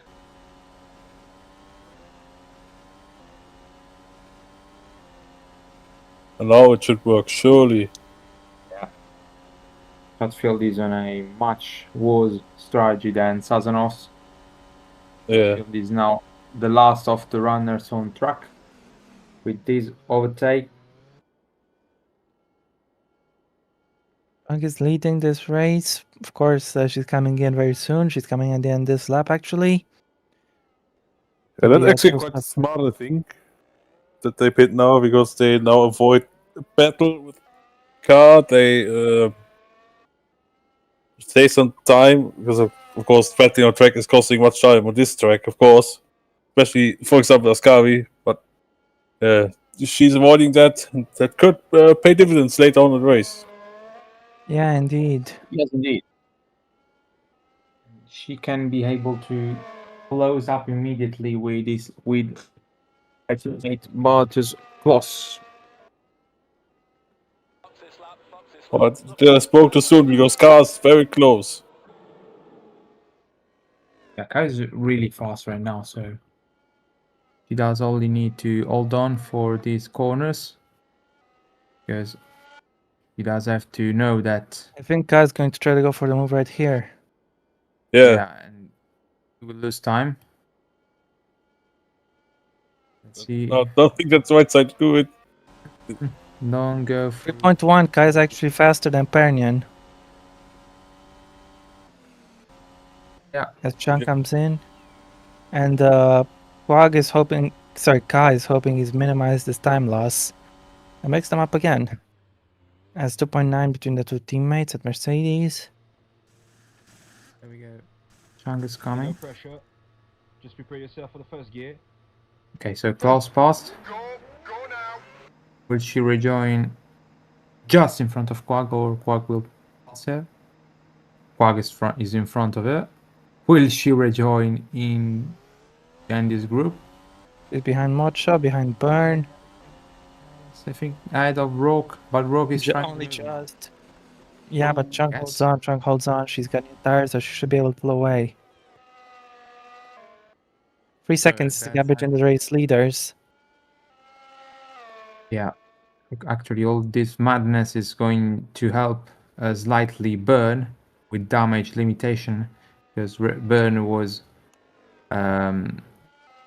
just on the cusp for the points, and right now is currently in 6th, probably going to be 7th with Chang passing him soon.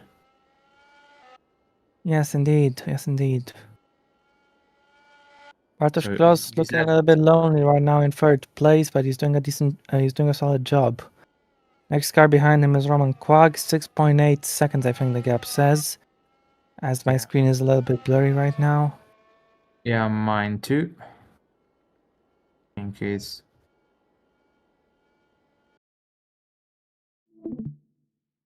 Wait, what happened? Oh, Okay, no. Okay, Jerry just switched off and restarted. So the sharing of the screen. So there we go. We're now car is 2.9. So Perion has gained a little bit on him. They're evenly matched. Yeah. Which is good news for Ka, because in the first stint, Pernian was clearly faster. Now it's a little bit closer between the two of them in terms of pace. In a way, I think that Kloss lost quite a bit with the traffic before all the madness happened. Yes. With Federi and Anderson. But I want to check something. 6.8. So Kloss and Quag appear to be evenly matched as well in terms of pace. oh, it's getting loud. Wow. that hurts. Yeah. Yeah.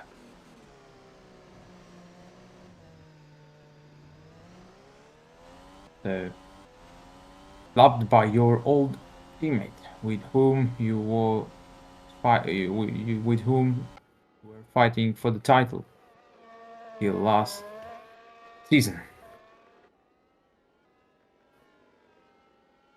Indeed.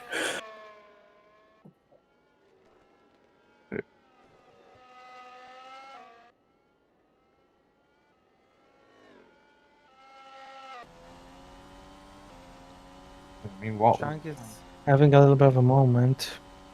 yeah.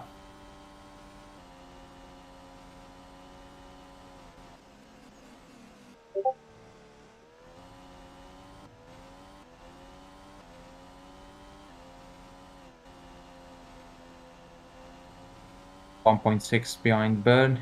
He's gaining. It's clear. Yep, definitely. Meanwhile, Kai is now lapping Hatfield's Ferrari.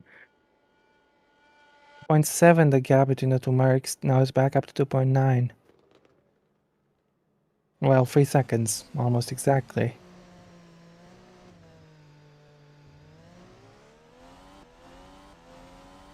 Bernian unable to make the same gains he was making in the first stint. This could be quite big for this race.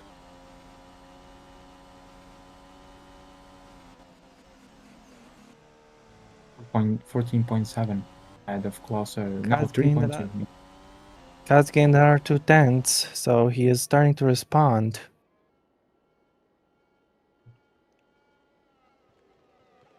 .3. Quag has gained half second on Bartosz Klas, so that's interesting.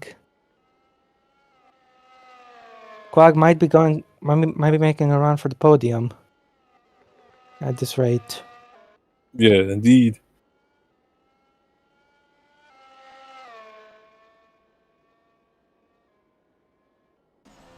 See what the gap is Meanwhile- next between Cross and Quark. So Permanent Oh, is also having. Perignon lost time here. Most likely he did lose time with Hatfield's Ferrari. Let's see now the yeah 3.5. So yeah, he lost 3/10. Yep, indeed. Not as Oh, much of a loss. Not a big loss, though. No, but still.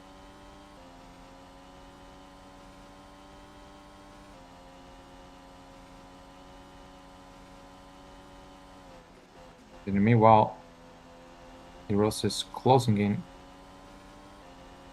to Sontag for 9th, and that's points.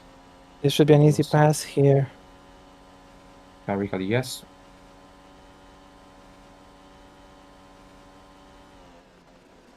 Yeah, he's got him. Into turn Yeah. 1, nice and clean. That's P9. Yep, that's right. Kai's gained another 2/10 in the meantime.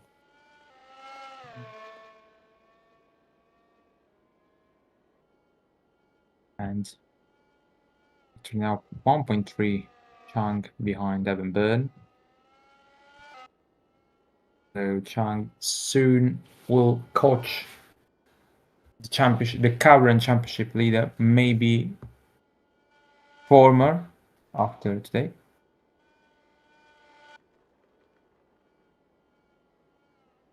Lopez on the inside. Cannot make sick against Chatfield. Capitz. It's pitted. Capitted, sorry. Sorry, as pitted, yeah. 22, so it's 3 stops. Tries to do the undercut on Arian. Moko is... Where is Moko? I think it's far from him. Yes, it does. So, lonely track. Meanwhile, Moko is nearly getting caught by Byrne and, of course, Chang. Meanwhile, here, the battle of the desperation cannot be lost. Which we'll probably see now Lopez making the move on Chatfield. I hope they won't to take each other out. Chatfield remains ahead. So Perignon will pit, I think, in 3 laps time. Yeah, so it seems. Or maybe sooner. Maybe yes. But we'll see. Either way, he'll be hoping he can have a bigger pace advantage on Kai in the next stint. Yeah. It's the gap between Klaus and Quag, 4.9. So Quag is gaining. it's Byrne. Not very quickly, but Byrne. he is gaining. It's crucial. Byrne now on Moko for 5th. It is an important for him because he's 2 more points on his championship tail, and he goes through. Yes, indeed. Chang will be Yeah. next trying to overtake Mocho. And Byrne needed a move desperately. Of course, the gap before this race was 2 points between him and Perrin. So at the moment, it looked very good for Jesus.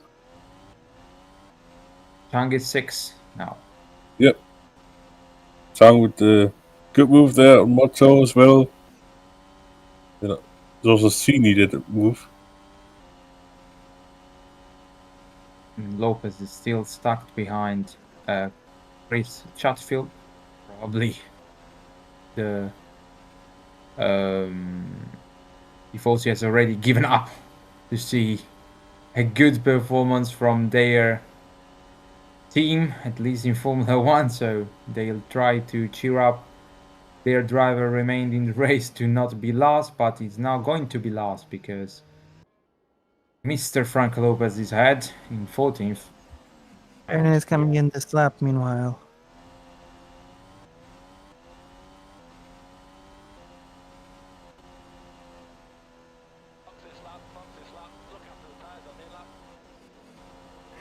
So went to be crucial. You was actually right, Rob. About the fact that he was going to pit earlier than what I supposed he was going to do. So yeah. Yeah. Either way, he's given away 2-lap undercut to Ka. So that'll be interesting to keep an eye out on. As we're near the halfway point of this race, actually. Let's see the fuel we will have. We are at the halfway point.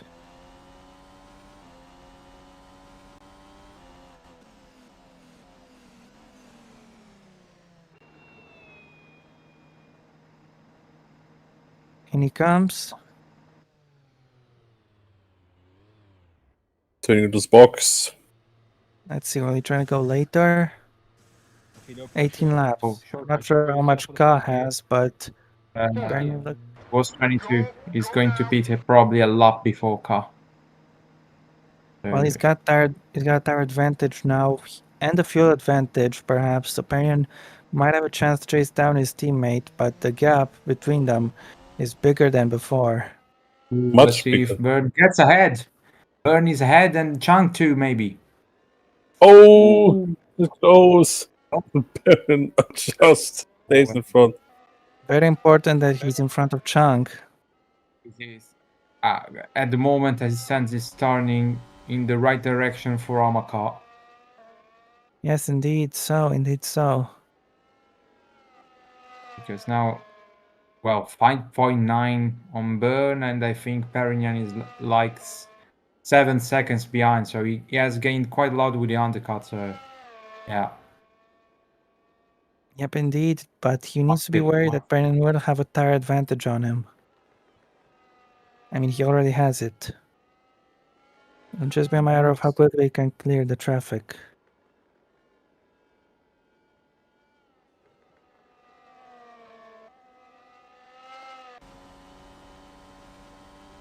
Part of close. He's still leading the race, but making the move already. He's gone past Evan Byrne. Oh, so fast, and so much difference with tire wear. He already went through on his out lap,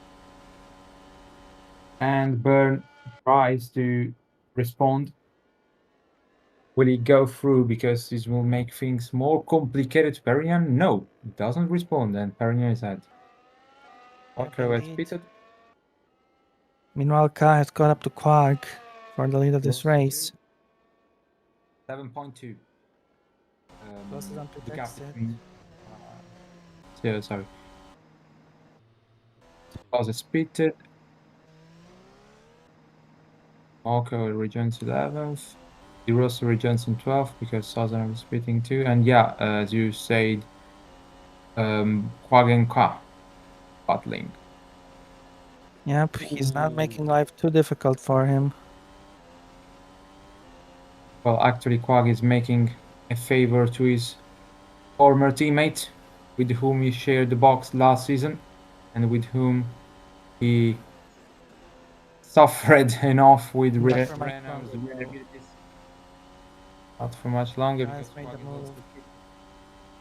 But still, I think that Quag made a good favor to Perignon because Perignon might have gained quite a lot with this.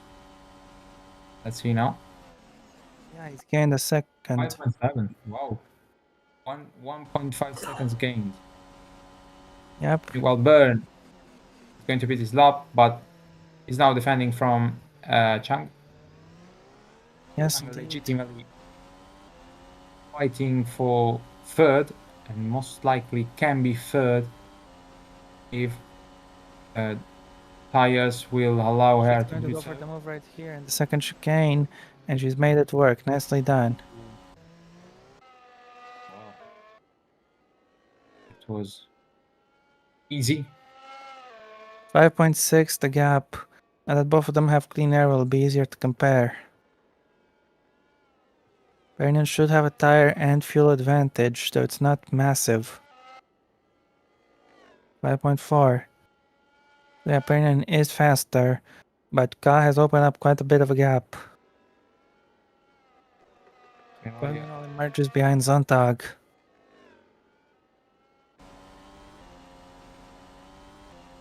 Yeah, Sontag is going to beat his lap if I saw it correctly, but now Quag. So much speed. Just from Sontag. Well, they nearly collected. As actually, I think Martins that is going to box.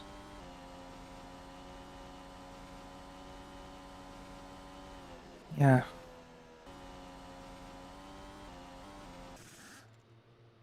Burn is in. Burn pits. Go now.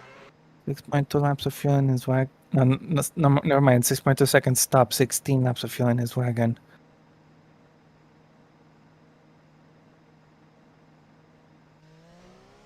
Rejoining Sadov, most likely if Moko won't jump him. Where is Moko? Where is Moko? Where is Moko? Straight gunned him, but oh no, He got Moko loose issues. wheel. Oh Loose no! wheel. Cannot believe it. Can make No, it back that's in pits. Which was in trouble. yeah, such a shame. Once again, Going down. Lamborghini's renewability. He's going to Yeah, he's hold. out. He's out. Double retirement. Double retirement for Lamborghini again, and another time where Michael Moko was fighting for good points and is forced to retire from the race. We're down to 14 runners. Yep. As Mocho is out. Confirmation there. Massive shame, honestly. Yes, indeed. It was really looking good. Yep. Confirmation of his retirement as the Aston Martin gets by just barely. Looks like the Aston Martin will be impeding the race leader soon enough as the gap is 4.8, so Perignon is faster once again in this third stint of this race. Or second stint if we're talking about Laura Chung. Roke pits. Let's see where George Roke will rejoin.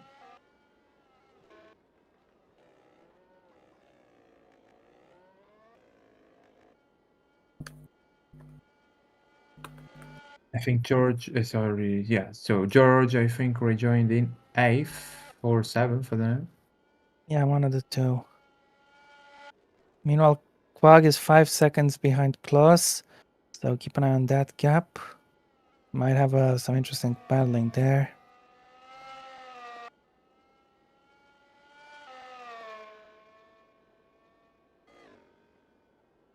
Zhang has a big gap to her teammate Bartosz Klaus. It's 12 seconds. But of course, I think Klaus has the fresher tires. Should be able to close it down. Let's see how significantly. Yeah, I think Martins can grab a point or two soon enough. Yeah. Now 4.3. I'm quite surely can get third. Yeah, And but meanwhile, I'm interested in the gap between her and her teammate. yeah, that's true as well. Sontag Willows goes is from Willow. overtaken meanwhile. Zonta goes through.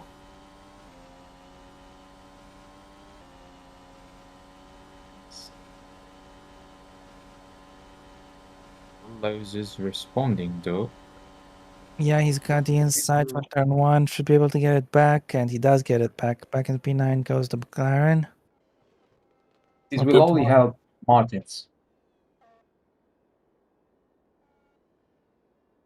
4.1. Cup is getting closer.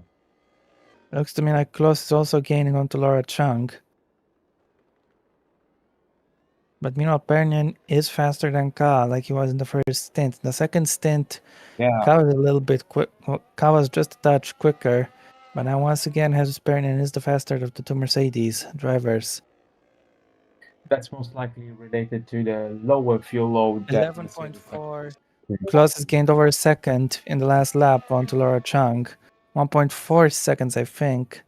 So he's definitely going to be putting his teammate under some pressure. I was saying that the fact that Perignon is faster than Kai is related mainly to the fact that Mercedes have put a lower fuel now with to his car, and Kai have higher fuel, so this Yeah, but might it's be just the one reason. lap. It's mainly Yeah. due to the tires. Pernian's tires are 2 or 3 laps fresher, and that does play a role, especially if this soft tire which wears out like crazy. As Willows has been overtaken by Sontag, and I think that might be that. Yeah, because Martins now is closing in as well. With shot frame. Indeed. Will we see Martin soon joining the battle? Yes, I think he will. 3.4 between the two marks. As Meanwhile Sky is going here, to be encountering traffic soon. yeah, Lopez has paused on off for 13th. Oh my lord, Chatfield 35 seconds behind. I do think that Chatfield has pitted in the recent laps, because honestly, it's crazy how far is he. Yeah, Chung is Yeah, over a second a lap slower than the cars around her. yeah. Not surprised.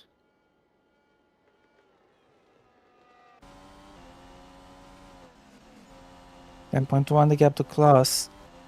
So Klaus still has a real shot at the podium. It'll just be a matter of if he can gain significantly. Oh, Guy's losing plenty of time here of the lapped cars. He's going to lap Lopez now. And Sazanov uses this to get past Lopez. Very clever, very, very clever. But now he's going to try to unlap himself from the race leader. I don't think Amarka will like that very much. But Yastin goes for the move either way.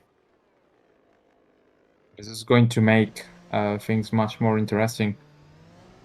Yes, indeed, Pernian might have paid him a little bit. Just kidding. But the gap that Ka had built is now being withered away.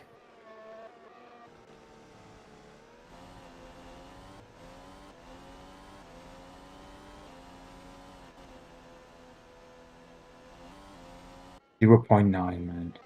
Yes, it's coming closer and closer. yeah. It'll be a hell of a fight. Okay. Perignon can actually grab the win, maybe. Yeah, definitely. It's been stronger in this stint than I expected. This has really helped him quite a bunch. And catching up to his teammate. Of course, the Aston backmarker also helped out a little bit. But Pernian is in striking distance. Soon enough, he'll be able to try to make a move.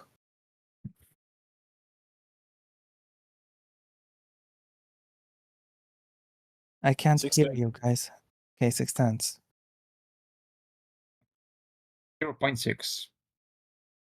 Yes, indeed. Yes, indeed.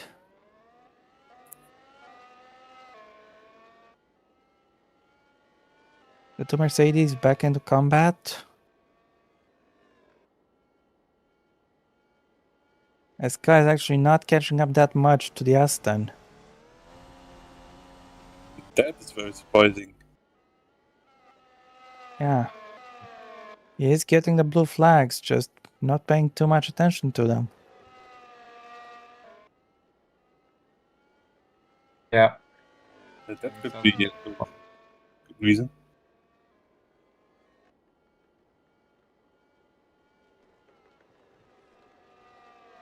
Either way, it's weird.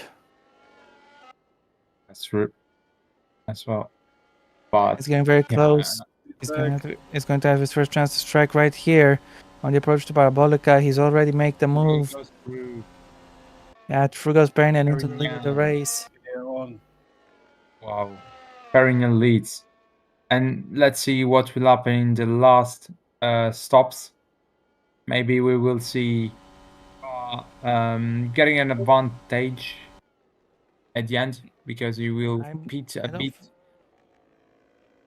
I don't think so. Pernian will have the advantage of the undercut now.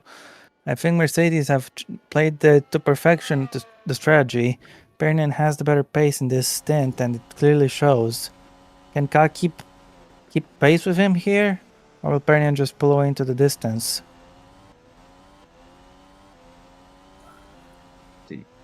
I think that it will be still a close battle at the end. 5.7 gap between the two Hasses. Close is gaining as they're also almost running into the back of the Chatfield. Chatfield have a problem and actually has crashed. Most likely at Parabolica. Oh. Yeah, he has to have that. Get that waiting with new nose. Okay, no pressure. Just prepare yourself for the first gear. First gear. I think he crashed at last corner in Parabolica. Might be wrong, but Oh, before. Where did he crash? Oh, Ooh. He hit the Red Bull. Ooh, What that was could have this? been close. Burn Yeah. could have been out of the race. Yeah, indeed. Could have been disastrous. I don't know what Chatfield was thinking here, Oh to my be God, honest. what he was thinking, indeed. He was thinking, why? What was the sense? I mean, I know you missed the battles with him, but damn. That was silly. That was quite silly for Chris Chatfield. There's no other way to describe it, I'm afraid. After work, no sense. Yes.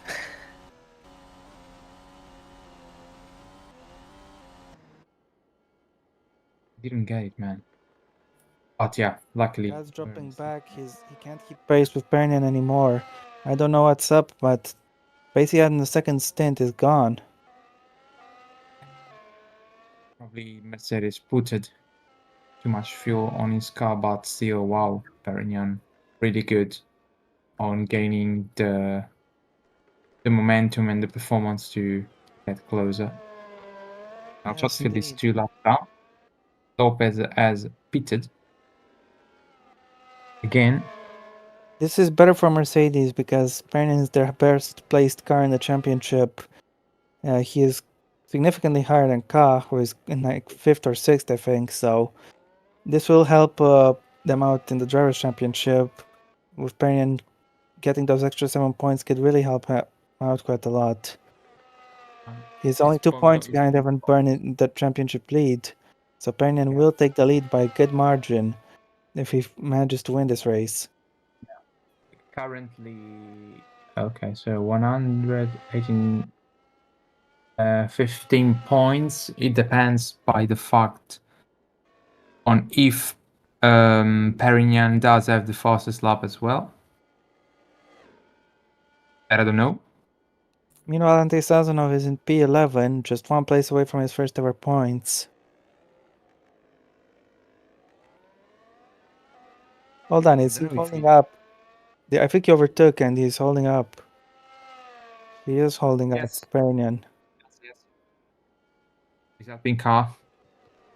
And Sazonov will have to pit again, so he's basically not going to score points only if 2 more cars will retire. Because for sure he will rejoin in front of Lopez, but not in front of Martins. Meanwhile, Ka has gained 7 tenths from the help he's got from his Russian friend. Russian interference. Yeah. But Pernin is opening the gap back up again. He's gained another 3/10. And I think Kaz's chances of winning this race are constantly going down. Yeah. Most likely, even in the last laps, their fuel will be too similar that probably this is going to advantage Jesus. So Yes, meanwhile, indeed. I saw Chang doing her second stop and rejoining behind Rock. So let's see. It'll be interesting, the battle between Chang and Klaus also, for third place. Indeed, we might see a close one with that, but Chang will have the tire advantage now. So Yeah, for going to 4 be- laps. yeah, it's going to be interesting in the final lap what will happen. Yeah, indeed.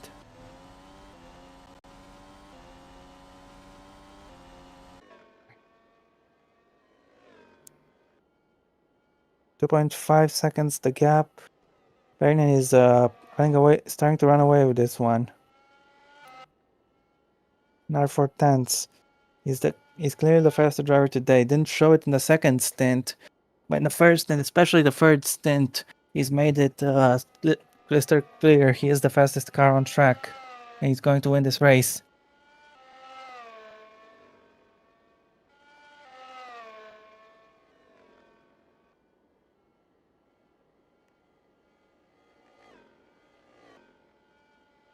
We have a pit call From for Perrin. No, wait. Yes. yes, He's coming in this lap. This third stint will come to an end. Yeah, indeed. The monster stint. They turned it was a 6-second gap into 3-second lead. Yep, indeed, very, very productive.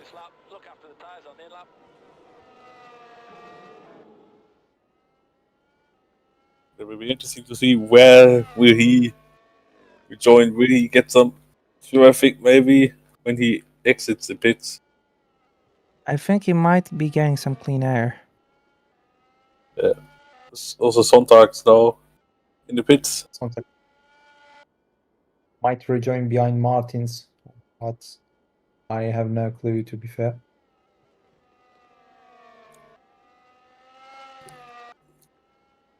Now Perrin will dive into the pits for the final time in this race. Yep. I expect Kat to pit about next lap. Yes, most likely will. 22 was the will load on lap 24, so yeah, most likely will pressure. pit this lap. Just prepare yourself Let's for see the now first gear. dev panel. Go now. So let's wait and see. So Sazonov pitted as well, meanwhile. Sazonov will rejoin in 12. Let's see. How's the dev panel? Is going to be red or white? Yes, Kai's pitting this lap. Pug is pitting meanwhile, too. Yep, as anticipated. Okay. Yeah, Sontag rejoins just in front of Sazonov. Sazonov Martins. Sazonov is far behind as well. Yep.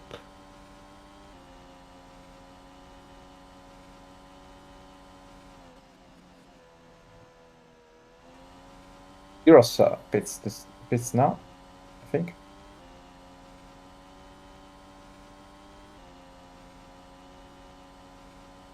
So Kai's back in the lead of the race, but only for one lap. He'll pit and hand the lead back over to Hispanian. Yep, he comes now.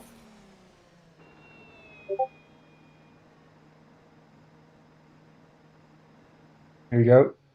I think Perignon has probably gained even more with his undercut Pressure. on Just prepare cut. yourself for the first gear. Yeah, I First gear. think he will. Go now. 7.7 seconds stop for Ka, 14 laps of fuel. He's going to the end of this race.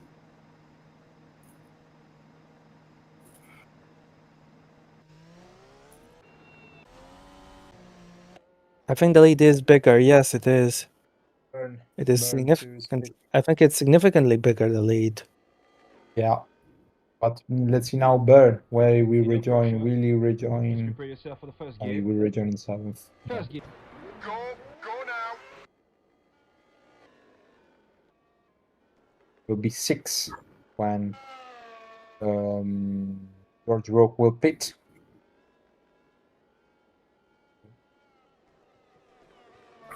There we go. Chang is now 3rd, and I haven't seen the gap too close. Yeah, 3.5. So yeah, it's going to be a close battle in the final laps between No pun Bottas. intended. Yeah. It's not going to be the same, with the pun intended, Yeah. between Ka and Perignon, because now it's 7.6 for Perignon. So yeah, Perignon has gained much more with that, as well as pitted and rejoins in 11th. Yep, that's right.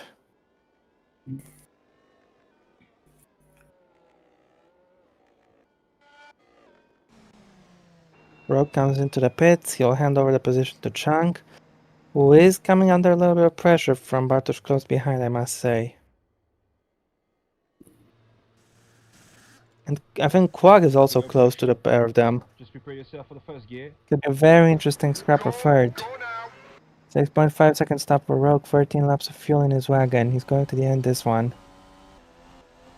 I think he will be behind Byrne. 7 seconds between the 7.4 seconds between the two Mercedes. Meanwhile, Sampanian has played this strategy to perfection, to steal the lead and then build on it.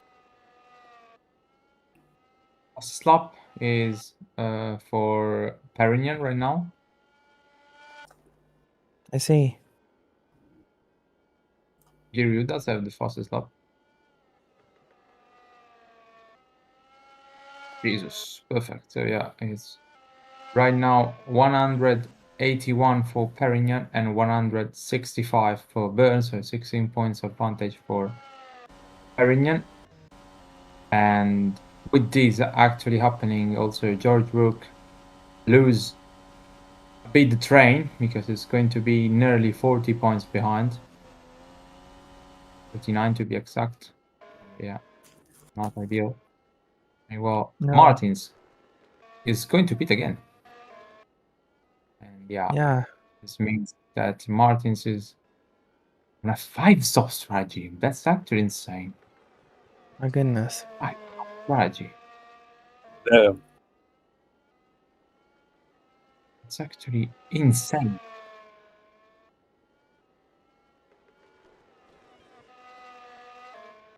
Oh yeah. Right. Still, it's a wild strategy.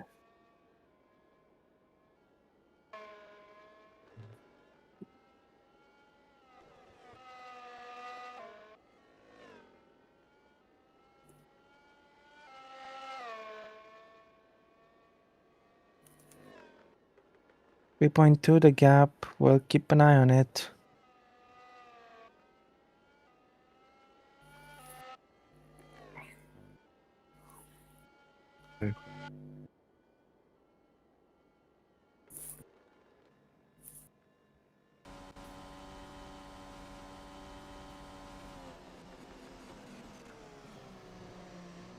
Meanwhile, ahead of him, Mr. Andrei Sazonov, head of Hamaka, of course. And it's now 2.5 between Laura Chang and Klaus, so we will see an actual battle for We very well could.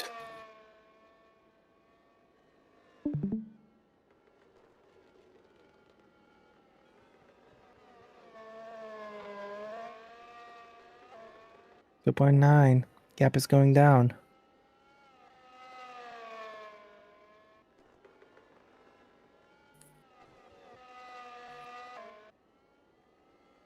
What's the car red? Oh, it's Lopez. So Lopez might be a factor in this battle. So yeah, let's see what will happen. Meanwhile, oh, Martin's actually rejoined even in 12, man. Sazonov have to do some dance, praying someone in the top 10 will retire to finally indeed. grab that point. But Martins isn't far behind. He might catch up to Sazonov. Yeah. To think about that, Sazonov was the reason of Gomez's retirement. Now, possibly getting a 10th place, which was not scheduled. It's quite impressive at the same time. So yeah, Yeah. he could have been even in close to Sontag maybe without. Perhaps.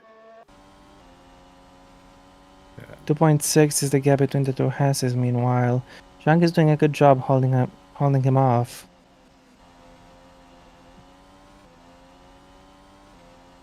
So 7.0. It's not enough. No. 2.6. Oh, watch out for Quag actually. Quag is now closing in on Kloss. I didn't notice this. So we might get a three-way battle for third. Yes, As the indeed. race now is going to finish in 6 laps. So very interesting.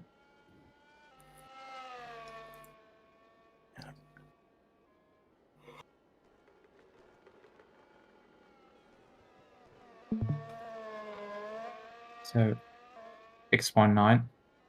Yeah. 0.5 the gap. Zhang has actually done a great job on this last lap.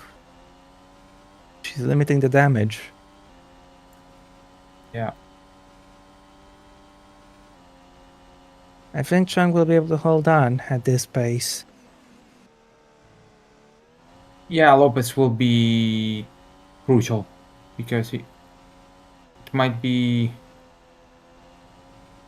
a good factor for her on holding the cars behind, or a bad factor because it's Lopez holding up her and possibly getting caught by Klaus and Quag. So let's wait and see what will happen. Yeah, it will be interesting. Actually, Bernin is 5 laps away from winning this race. He'll become the first 4-time winner this season, as Zhang puts a lap on Lopez easily. another Will Lopez torrid fight back race. on the main straight? Yeah, another torrid race for Franco Lopez. I had Unfortunately. 1.9, and Quag is close. Quag is close on Yes, Quag on indeed. Kloss. Possibly this might help as well. Tang. See if Kloss will be told to play the team role of holding Roman Quag behind to help Laura to get away. But no, Lopez has passed there again. That's actually not good for her. That's actually not good for her because now Kloss is closing in, and I think Laura will be actually will actually had Franco Lopez on her death list. So yeah,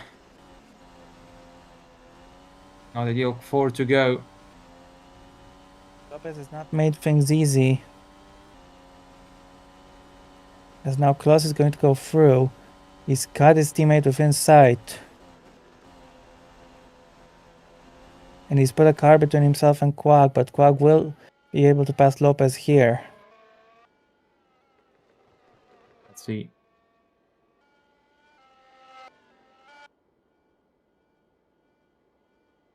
So now all of them have passed Franco Lopez.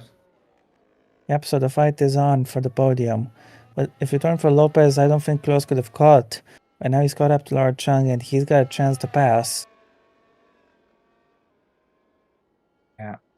Zhang has done well on her alternate strategy on the 2-stop to hold on and to get third place, but now she's going to have to deal with Klaus, who is on better tires, who is faster than her, and also deal with Quag. I think now he must swap the position at this point. And there we go. Klaus tries to go on inside, and he goes through. He's got her. Yep, up into third place he goes. Now she's vulnerable because Quag is making an attack here. 3 to go, Quag is and better as Quag well. goes through. But Yep. Chang can have the slipstream. Will she respond? I think she will. Lopez right behind, enjoying the show. And Chang goes through. Yeah, she's got him.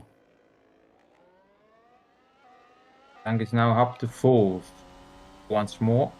Yep, indeed, and this is With helping Lopez. Klaus get away. This is a fruiting play from Laura. And this actually locks Bartos Claus in P3 unless a car failure happens. Yes, Meanwhile, indeed. seen by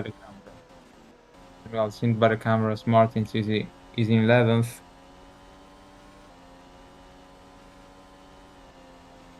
This might be the first race since France. It's for Ricard that he will not score any point. So, bit of shame. 2 to go. Quag now again.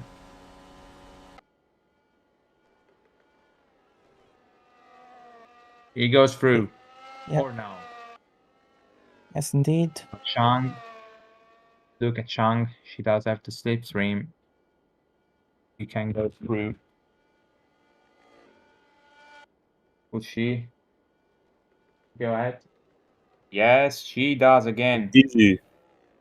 Yep, this fight is And- going on still. Well, Bartos Claus have to offer a dinner to Laura. Because Yep, he's doing absolutely. huge. And she's opened up a little bit of a gap. Yeah. As race leader is 1 lap away from the end of this race. And I wanted to say, Bernard and Ka have been evenly matched in this 4th and last stint, actually. Just like the 2nd stint. But it was the 1st and especially the 3rd stint where Bernard made it work. On to last lap we go. And he has led this championship before. He will take the lead of the championship back again. And this will be quite big. He'll gain massive points against Evan Byrne. And as Bernard has done everything right today, didn't put a single foot wrong. He had to fight with his teammate a little bit, but he's had the pace against him. And with the better pace and the better strategy, he has been able to beat his teammate Amarka today. Indeed, and Quag Mercedes. and Chang are fighting again. And Chang goes through again. I think Chang might be holding on to the end this time.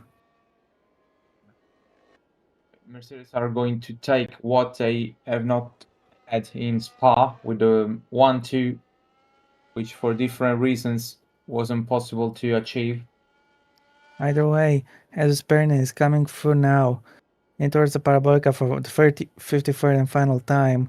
He's done everything right today, and it's a brilliant result. As Bernard is back in the Leaders Championship with my yellow flags. We got yellows, but we have to. Klaus has crashed. Of course. Oh no, but we have Jesus As Perrin Bernard wins the wins. Italian Grand Prix. He's won this race fantastic. Klaus oh, is out on the my last lap. goodness. No, he actually had a problem. I don't think he crashed. He had a problem at Lesmo. What a shame. Sazonov will not be getting the points though. Klaus will be classified in 10th, I think. Podium. Klaus Yeah. will finish in 9th. Chang gets the podium after all. What happened to Bartosz Klaus though there? on that last lap.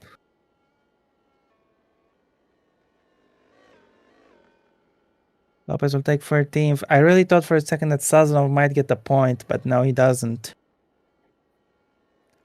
Byrne is P5, Rogue takes P6. It also takes Could be 4 P7. points. Yes. Important points for McLaren as well, because they are not giving up.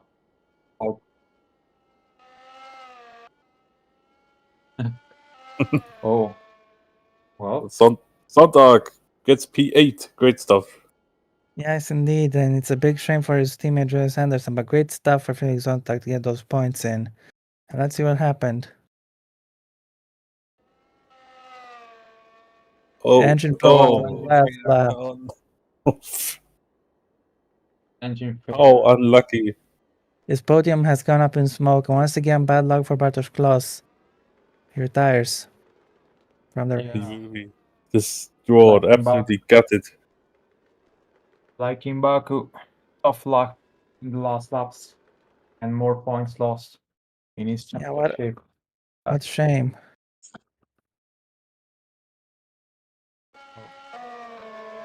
This one. Either way, Jesus Pernian has done a brilliant job and is today's winner. Very well deserved drive.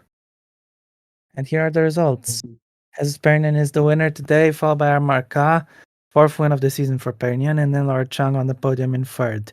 Roman Quag is in fourth, followed by Evan Byrne, then George Roque and Hiroshima Di Rosa. You continue, Franco. So then Felix Sontag, Bartosz Kloss, Joseph Willows in 10th, closing the points. Then Jonathan Martins, Andrei Sazonov, Franco Lopez, and Chris Chatfield, the cars that have finished the race. Then Dennis. And the cars who did not finish the race are Michael Moccio with the loose wheel, Federi, Anderson, and Weidinger with crashes, Jafari Blackwood with a gearbox failure, and Will Patel, Joseph Soto, and Gabriel Gomez with crashes very early on. Yes, and the fastest lap has gone to Jesus Pernian, as expected. He's done very well. So it's a 14-point lead for Perrin in the standings. Yeah. I see. Very, very good for him then. But that's been it from us today in this race. Next up, we'll play the Spanish national anthem for the race winner. And I think.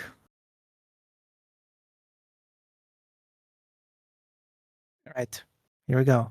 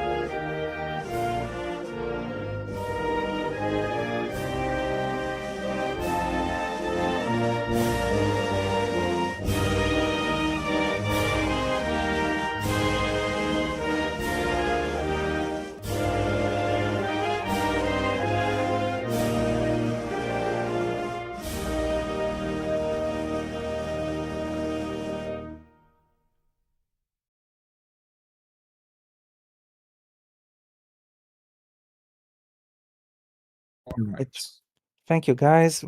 Well, that was a very entertaining race. Who do you say is your driver of the day, guys? I think I'm going to give it to Hills Perignon. Me too. Yeah, I agree. He did the best performance with the best strategy. And yeah, he definitely deserves it. Yes, indeed. Well, that's been it from us. Thank you very much, guys, for tuning in for today's action. It was quite fun, actually, quite fun. And not many surprises on the podium, but definitely a chaotic race with lots of action. That's been it from us. Thank you very much, guys, and we'll see you again next time. Yep. Ciao a tutti. See you, Portimao.